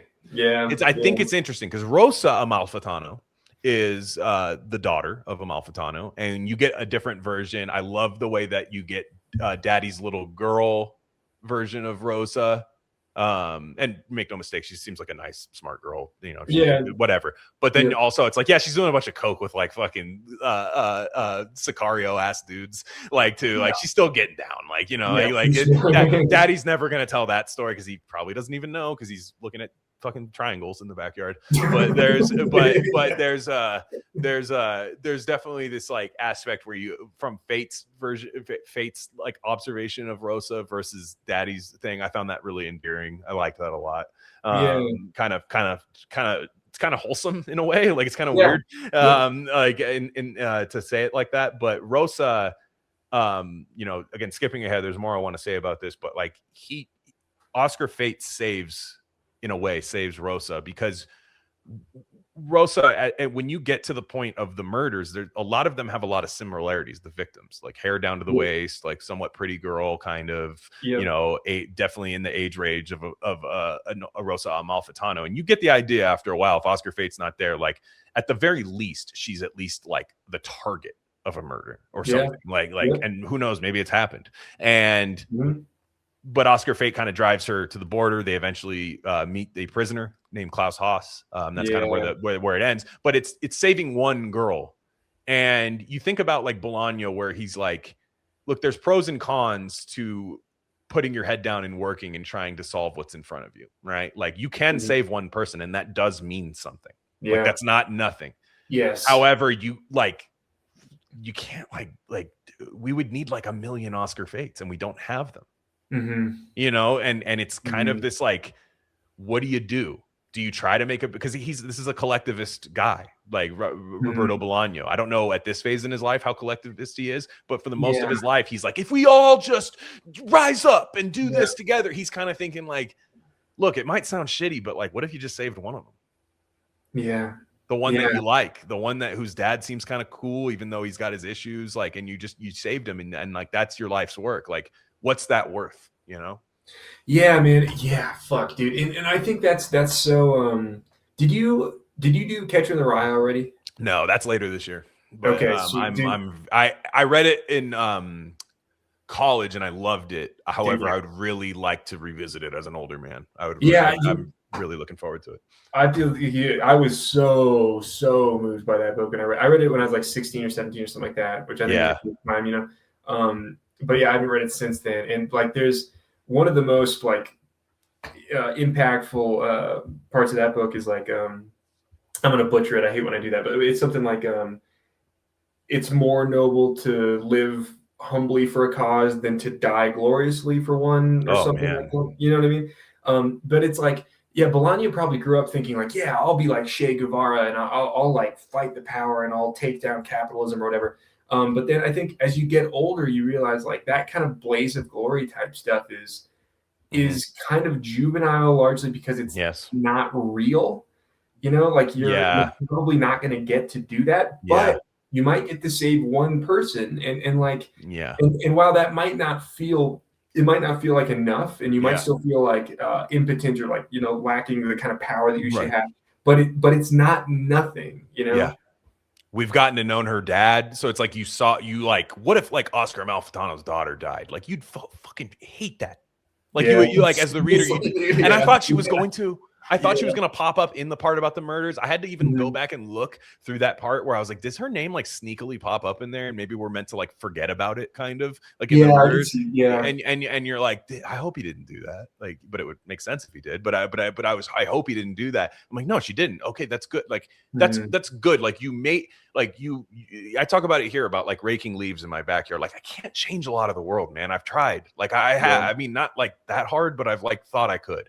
You know, but I know I can like take care of the backyard, man. Like I know I can do that. I feel good after doing it. I have endorphins. I feel like I can do it, you know. And ironically, this gets way into like philosophy, like, you know, collectivism versus the self or something. But like if a bunch of people just do that, I feel like we'll be okay. Like there's still going to be atrocities. There's still going to be atrocities. There's going to be bad things that happen in the world. Like unfortunately it's been happening since we've had the written word to even tell us about it. Like it's unfortunate. There's just no way to not have that. But no, actually, Kelby Losak actually, he was saying, do you know what Berserk is, the manga series? I know what it is, because of him. But but no, honestly, I don't know it well. Yeah, I don't know it well. It's maybe the only like anime type shit I would recommend to you. Yeah, I've heard I would love it, and I bet I would. It's real good, dude. I mean, I love that kind of stuff generally. I'm like a sucker for it. It's like made for me. So I'm like a biased opinion, but I love Berserk. But so the Agitator guys, it's been a couple years now. They did a couple episodes on Berserk, and Kelby was saying like, you know, like pretty much what you just said. Like if everyone just tended their garden, you'd have a whole world full of beautiful gardens. You know, and it's like it seems like so simple, and it doesn't quite work that way because not everyone wants to tend their garden. Some people want to take over everybody else's garden, and some people just hate gardens and they want to fuck up your garden because some people want to spray Roundup right next to your fucking garden, and you're like, dude, you prick! I had this going well. Like, there's always shit. Yeah. But yeah, like it really does like, and this is such a like. Yeah, man, I don't know. I've been thinking about this a lot because I don't think Bolaño, like he was a leftist, but I think he was a leftist in a different way than we're kind of used to using that term. It used to be different, man. No one wants to hear it, but it used to be a lot different than what you hear now. There's a clear difference. Not to say it's fucking awesome back then to be one or anything, but it's like, yo, they thought differently. Like that's the reason. And here's the thing: they don't fucking write good books anymore. That's how you know. Like fucking, we have Steinbeck, we have like Bolaño, we have Upton Sinclair, we have like all these like really people that were like card carrying communist people that made fucking good work. Hollywood, dude, full of them. Classic movies, you know what I mean? Like full of, they used to be like really productive people, and now it's like literally they fucking making they're out of breath after making a GoFundMe, dude. Like you're just like yo, my toxic roommate. Like it's like they just like you have that now. Like we're not getting the return on this stuff. Like, and I'm not saying maybe that was always the inevitable fate of that ilk, but I'm kind of like, yo, if this is always going to exist in the world, which it seems it always will, I'm sorry, it doesn't seem like we'll ever eradicate it. Like these people thought differently, and when you read these books, you're like, this is a different guy. Like this is not the same thing as Hassan Piker. This is not that. Yes, and I'll fight people if they think it is. Like it's crazy. And this, this is something I've talked about on Post Nostalgic Wasteland with my podcast partner Rory. Like I've kind of pestered him with this question here and there, that like, because part of me thinks like I do believe that like leftism is fundamentally bad, like at its very core, it's bad. And it's not the case that like everything was chill until 2009, and that's when this pathogen that we call wokeness showed up and infected this otherwise healthy organism. I don't think that's the case. I think leftism was always going to end up at trans kids. It was always going to get as insane and evil as it eventually got. Probably. But it just is the case that like, take Bolaño versus Hassan Piker. There's for sure something different here. Something changed, because like Hassan Piker is not going to crank out a book like this. He's going to do a bunch of streams about whatever the fuck he's talking about. I don't know. And so, but I think this is like this whole idea that Bolaño was able to like take seriously the idea of saving one person as opposed to tearing down the system or whatever. Like that's something that I think most leftists today just don't have the maturity for. And part of that might just be because Bolaño was an adult. Like he was a real adult with real responsibility. Kids. Yeah, he's a kid. Kids. Their life happened. I mean, he's looking death in the eye. You become less you become less systemic when the self is facing a certain fate. Like it's just the way it is. The world just kind of shrinks. Michel Houellebecq wrote about in his latest book, Annihilation, which not enough people have read. It's fantastic. Fake news if anybody thinks it's bad. It's really good. It's actually among his best, in my opinion. And there's again, you can't really spoil a Houellebecq book, so it's because you're there for the ride, you're there for the quips, you're there for the observations and stuff. But there's this guy, there's all of these big issues happening in that book where it's there's this cyber attack happening, like this Michael Crichton style plot line of like, you know, terrorists like sinking ships with like AI and stuff. And you kind of think like, oh yeah, how are we going to solve this?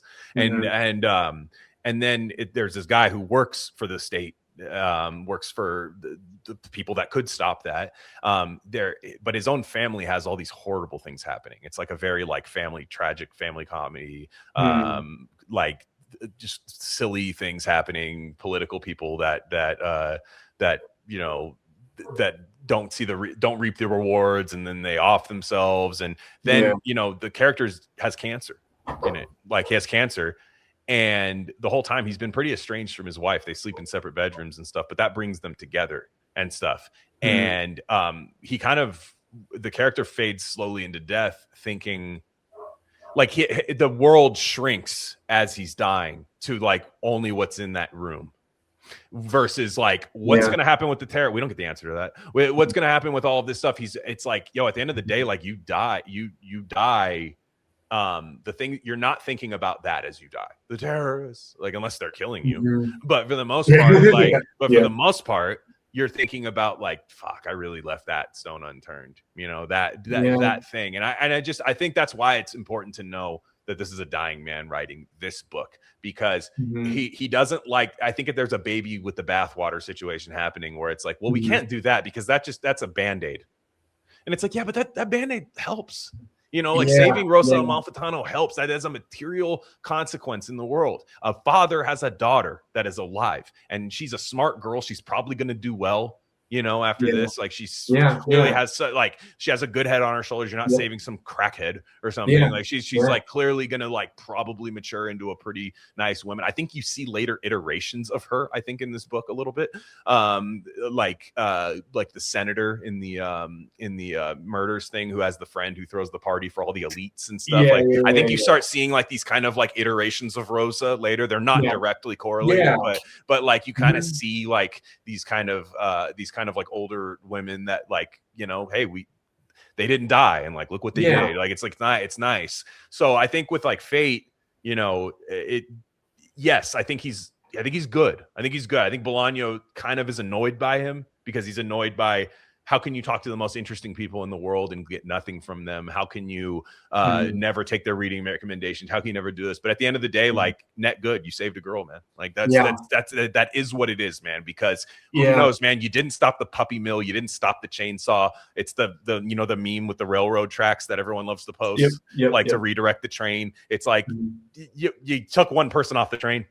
Yeah. That's all we can Yeah, do man. sometimes. Yeah. Yeah, dude. And it's like, as far as, because it's kind of reading Bolaño as like a based person, or as someone who's right of center in the 21st century. It's like, Yeah. it is kind of odd, but I think like obviously there's, never ending infighting in the online, right? And like the thing that gets to me the most is like, I just really hate blackpilling. And you can argue about what qualifies as blackpilling, and there's a debate there, totally.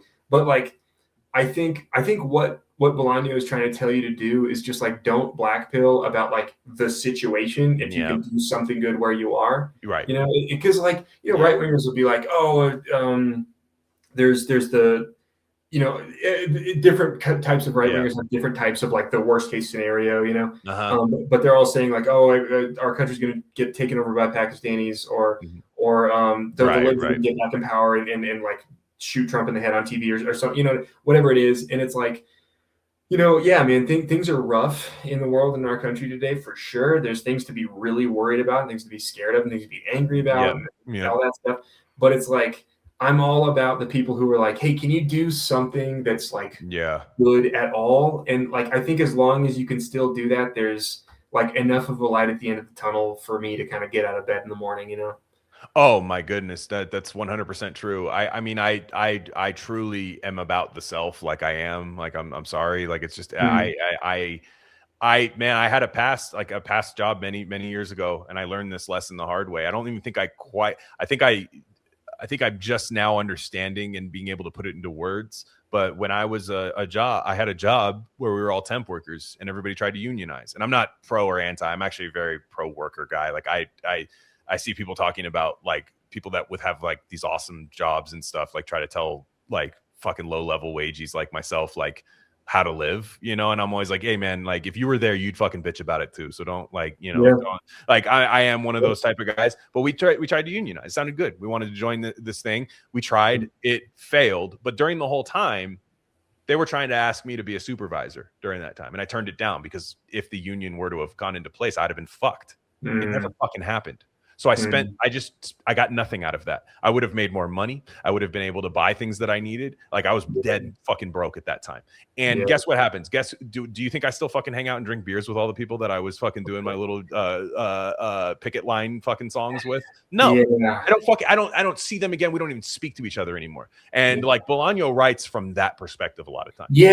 Like that's what I mean, is like where the fuck are you guys anyways? You guys took the damn academic job you said was for punks. You guys did all of these things, and he's mad at himself for not doing it too. I'm sorry. I that's what comes out of the books that I've read. I know there's people that will disagree with that, and he might even still feel that like under regular circumstances you should still do this route. But like at the end of the day, it's like, yo, like take the good things in life and do them, and try to multiply them, and try to tell other people to do the same, and just let the chips fall where they may.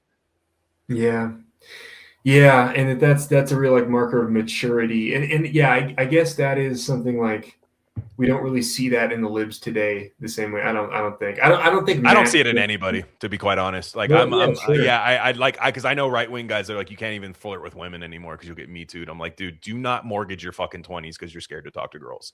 Like I see it everywhere. Like you're right. Like you're right. It's kind of taught systemically from that side, but I just see everybody scared to do anything right now, and they want to just kind of tread water in their 20s and not do anything. I'm like, dude, while you have the energy, while you have the time, like just be a little selfish, like be that person, like, because everybody else is selfish.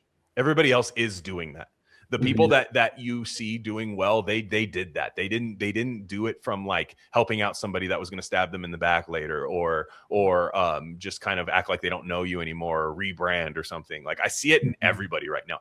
Everybody wants a collective right now. I've seen it, man. Everybody wants a damn collective, and I'm telling you right now, it doesn't fucking exist. Like I mean, you can have a small grassroots one of like 6 people. That's it. The size of a fucking fantasy football league is about the most you can have in terms of a collective where you feel like it kind of works. You know, like you feel like you can see the gears turning. You can do all this. If you're trying to do something in the thousands and millions of people, it always eats itself every single time, and you're left without a chair. You lost musical chairs. You, the person who was the biggest bleeding heart about it, lost. Yeah, man. It's like these days I feel like, I feel the same way, because it's like slight tangent, I guess, but like you know, I play in a band that's like doing okay right now, and nice. I write the lyrics so far, and a lot of the lyrics I've been writing is about like belief and like really believing in something, and like finding other people who believe in something, and like I think if you believe in something and you find other people who believe in something, you can like get things done. There's a certain amount of action that can be taken there, but I'm talking about meeting like 3 other people, you know, who actually believe in something, you know. That's all it is. And like like it's okay to narrow your crosshairs. It's like okay to do that. It's okay to like to trust God and like and kind of take your direction like the way that you're supposed to do, because like I think that's because his name is Oscar Fate in this book. Like there's that's not for nothing. These names don't mean nothing. Like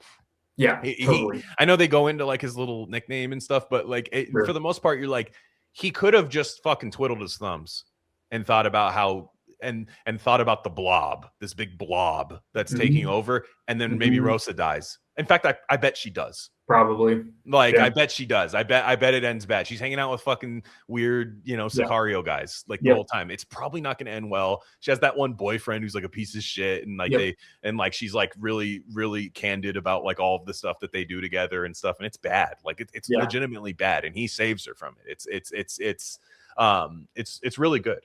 So like that's what happens, man. Like that's just that is life, and there's a lot of people that deny that reality, and you don't usually become cooler for like staying the course of like this kind of viewing everything, pressing minus on the magnifying glass a million times and then just seeing a bunch of dots. Like if actually the more you zoom in, you see real people a lot of times.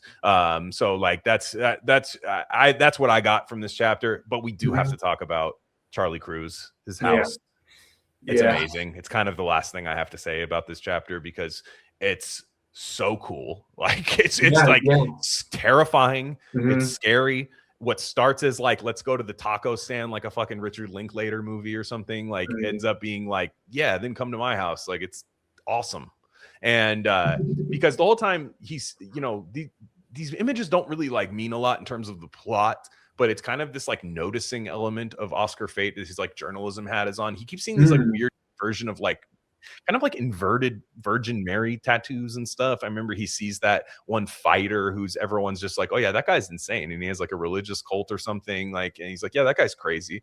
And they're like, okay. And then when he goes to Charlie Cruz's house, there's like that same odd Virgin Mary mural in his garage, and he's like, oh boy. And very True Detective. It's like here we go. And he's like, oh shit, man, like this sucks. And there's snuff films. Snuff films come up a lot because I think there's another. I don't know if it's in the part about the murders or in the Archamboldi one, but there's that kind of weird like Nordic snuff film plot line as well, where like it's like all these so like we kind of get like another iteration. Like he puts it in different worlds. He puts it in the white world. He puts it in the Mexican world. Like it's clearly this thing that humans have. There's this weird element, and Oscar Fate like wants to see a snuff film. Like he wants to see it. Like he's like, I'm not into that, but like the fact that it exists, I want to see it. Like it's very strange. And you figure like you see the kind of Robert Blake Lost Highway guy like in the background of a lot of these scenes, like filming everything. Like you don't think anybody saw that, but I did.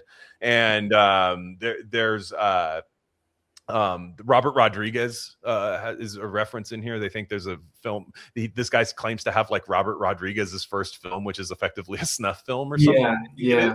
Or at least he was like tangentially tied to it. And it's just like a half-hour long of a woman just getting fucked to death, basically. And Oscar Fate's just watching it again, very similar to the Lost Highway, like kind of because Lost Highway is actually, from what I gather, and there's some debate here, but David Lynch said he was inspired by the OJ thing for Lost Highway. Because you know, if you watch Lost Highway, it's a time loop of a guy in hell who doesn't believe he did what he did, right? And that's why it ends with like the voice on the intercom starting over again. And it's like, no, you first off, you never had this woman that you claim is yours. You think you have her at the end. She says, you never had me. And then also you killed her. You did it. Like you did it. You created an alter ego. You created a split, kind of Philip K. Dick splitting of it. But like you did this, and that's, in my opinion, like you're watching like these snuff films. I think participating in watching the snuff film is, in a way, doing it. Like like I'm sorry. Like I like you. I think Bolaño's kind of getting at that. It's like you have this weird, like, there's clearly some human urge to watch someone die. Like, and look, you're like kind of my age. We grew up where you could watch somebody fucking get beheaded on the internet. Like you could do that. I never liked it. I had friends who were like cool and normal people. Like they're fucking normal with kids now. And like, they're not, but they were like, do you want to watch the ISIS beheading? I'm like, no. Like, I never wanted to. I'm a huge pussy with that stuff. Yeah, and, it's Bud Dwyer is as much as I ever saw. And I still can't watch that. I straight cannot watch people die, like real people die. Like, I don't know why. Like, I'm pretty tough, like in terms of like the content I go after. Like, I'm pretty like in fiction. There's always like, oh man, I couldn't even get. Usually I can get through any part of like fiction and stuff like that. But when it's like, no, this is like a real like caught on camera. Like even like war, I'm always just like I can't watch that. Did you ever see the Cormac McCarthy? It's a movie that was written by Cormac McCarthy. It's called The Counselor. I never did. I heard it's good. There's things about it I really like, although I think it's kind of a mess. But like it's worth watching. It's like fascinating. Is that the Tommy Lee Jones one? Or no? No, that's No Country for Old Men. No, I know that, but I thought he did one with like. Okay, maybe whatever. Anyways, none. There could be another one. But fucking so in that movie, like that movie deals with like drug cartel, snuff film type stuff. And this one character tells another, like, if you watch a snuff film, you are a party to the murder because the snuff film wouldn't have been made if there weren't people who wanted to see it. You know, and so it's like, yeah, man, I don't know. Like I know that people throw like the word demon around maybe a little too readily these days. But it's like, I do think if you're watching a bunch of snuff films, like I think you are tapping into something that's evil, and you should maybe stop doing that. For sure.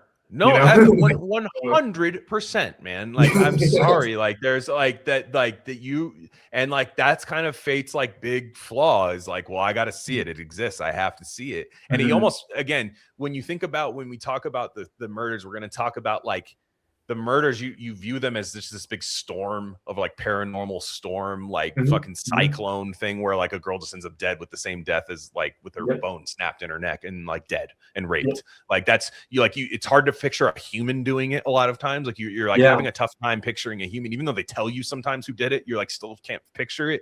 And to me, like Fate wants to see it, but you also think like Fate is being drawn to it, and like he's like kind of lost his agency like during this whole scene, and then kind of snaps out of it. Like he kind of snaps out of it, and that's like when the Rammstein starts fucking playing in Lost Highway, and like it turns into like a okay, I got to get the fuck out of here kind of thing.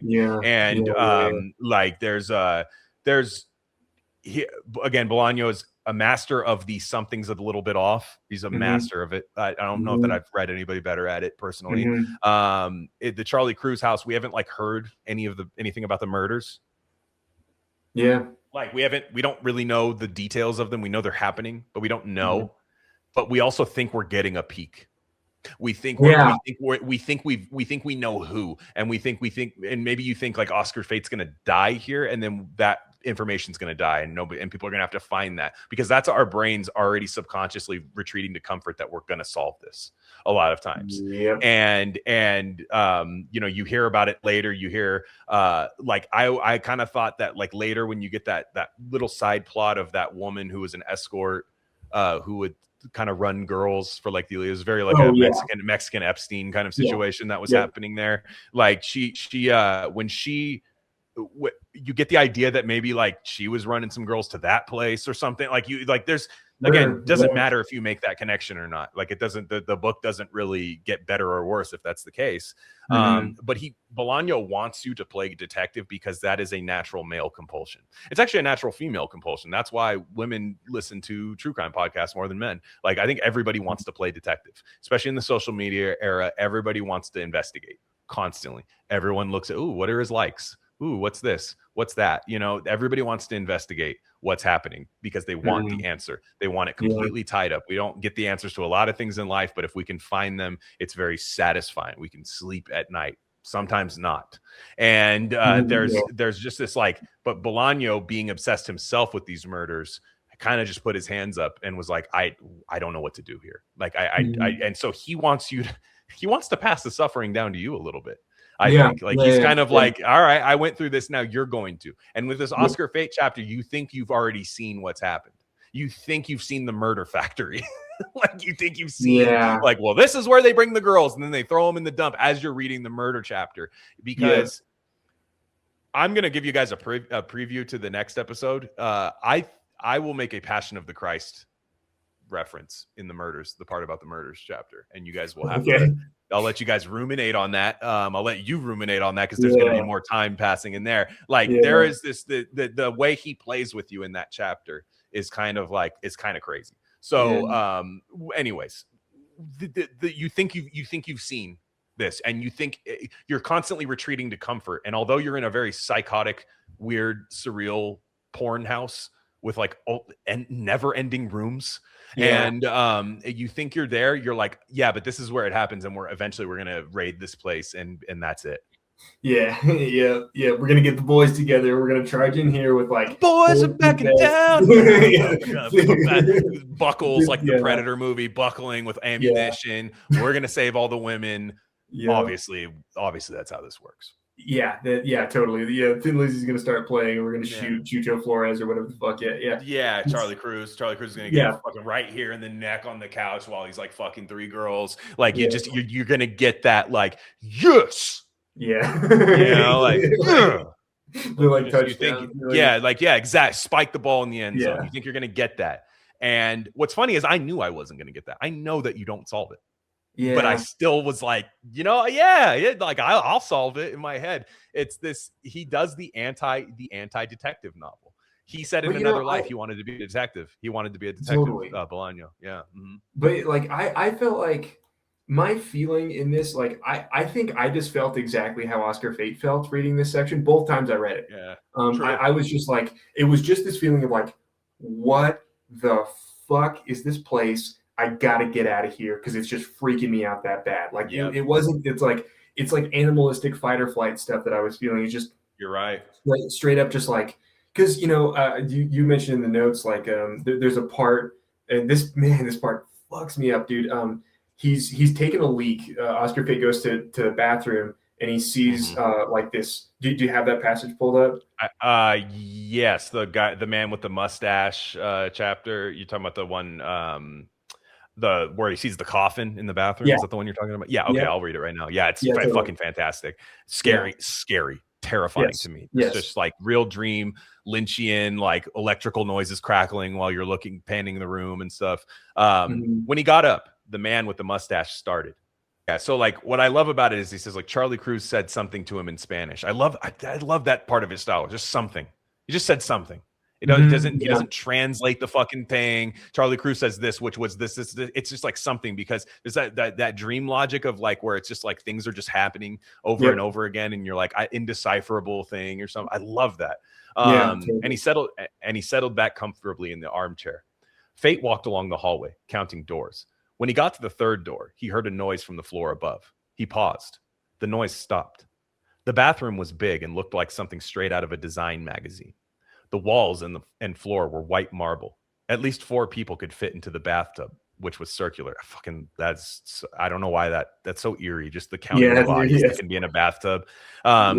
Next to the bathtub was a big oak box in the shape of a coffin from which the head would protrude, and that Fate would have said was a sauna. God, if the box weren't so narrow. The toilet was black marble. Next to it was a bidet, and next to the bidet was a marble protuberance 1.5 feet high, whose purpose Fate was unable to discern. By a stretch of the imagination, you might say it looked like a chair or a saddle, but he couldn't imagine anyone sitting there, not in a normal position. Maybe it was used to hold towels for the bidet. I love the rationalizing. Like trying to calm yourself down. Like, obviously that's this. Obviously, fuck, dude, to like no avail. As he urinated, he gazed at the wooden box and the marble sculpture. For an instant, he thought both things were alive. Behind him was a mirror that covered the whole wall and made the bathroom seem bigger than it was. Looking to the left, Fate saw the wooden coffin, and turning his head to the right, he saw the protuberant marble fixture. At one point, he looked behind him and saw his own back, standing in front of the toilet, flanked by the coffin and the useless-seeming saddle. The sense of unreality that dogged him that night was heightened. Yep. That's the airplane. That's I have no out. I have no out. Yeah, fuck. And there's like just how like this place doesn't make sense, right? Like I'm in a bathroom and there's just a bunch of stuff that shouldn't be in a bathroom like that. It's like, to me, it's like the part of like The Shining where you see the dude in the bear suit. You know, it's like it's scary because it's weird. Right. It's not scary because there's a guy chasing you with a knife or whatever. It's just so uncomfortable. And so it's like, I didn't have that on my bingo card. That's like, it's like your mind's like doing that. Like, it's just fucking weird. Yeah. It's just like my kind of like when I imagine bathroom in my head, just none of these things are in that image, you know? And so it's that feeling is like, I think Fate is in this mode where he's like, dude, I don't know if I'm getting to the bottom of this shit or not. I just have to get out of here. And like that's what this section made me feel like. It's like I feel like we're glancing, we're just getting a little image of whatever machine is killing these women. We're getting just a little, we're starting to look at it, and we're just getting a little bit exposed. And just that much exposure is so like horrific and surreal that it just like it activates. Just you're like, I have to get out of here, and I have to get anyone I care about out of here immediately. And like Rosa, you get the idea she might be about to be murdered too. Like she's in that room with like the two like weird cocaine guys. And you don't know, like there's no one. Look, it might have been nothing. She might have just fucked both of them or something, or been raped or something. But you don't know but like as you get to that next chapter, you're kind of like, man, how close were we? How close were we to her just being in the never-ending dump landfill full of bodies? The big mass grave, because basically the next 2 parts of this, which we'll cover on the next episode, is just about a big mass grave. That's just everything is a mass grave. There's just massive skeletons, bodies from forever. It's just mass grave after mass grave after mass grave, and it's horrifying. So well, I think that's a pretty damn good stopping point here, guys. So you guys will have access to you just hop right on, just hop right on to the next one. And we will be covering the part about the murders and the part about Archambaldi. So we'll hop on over to the next episode, guys. Sweet.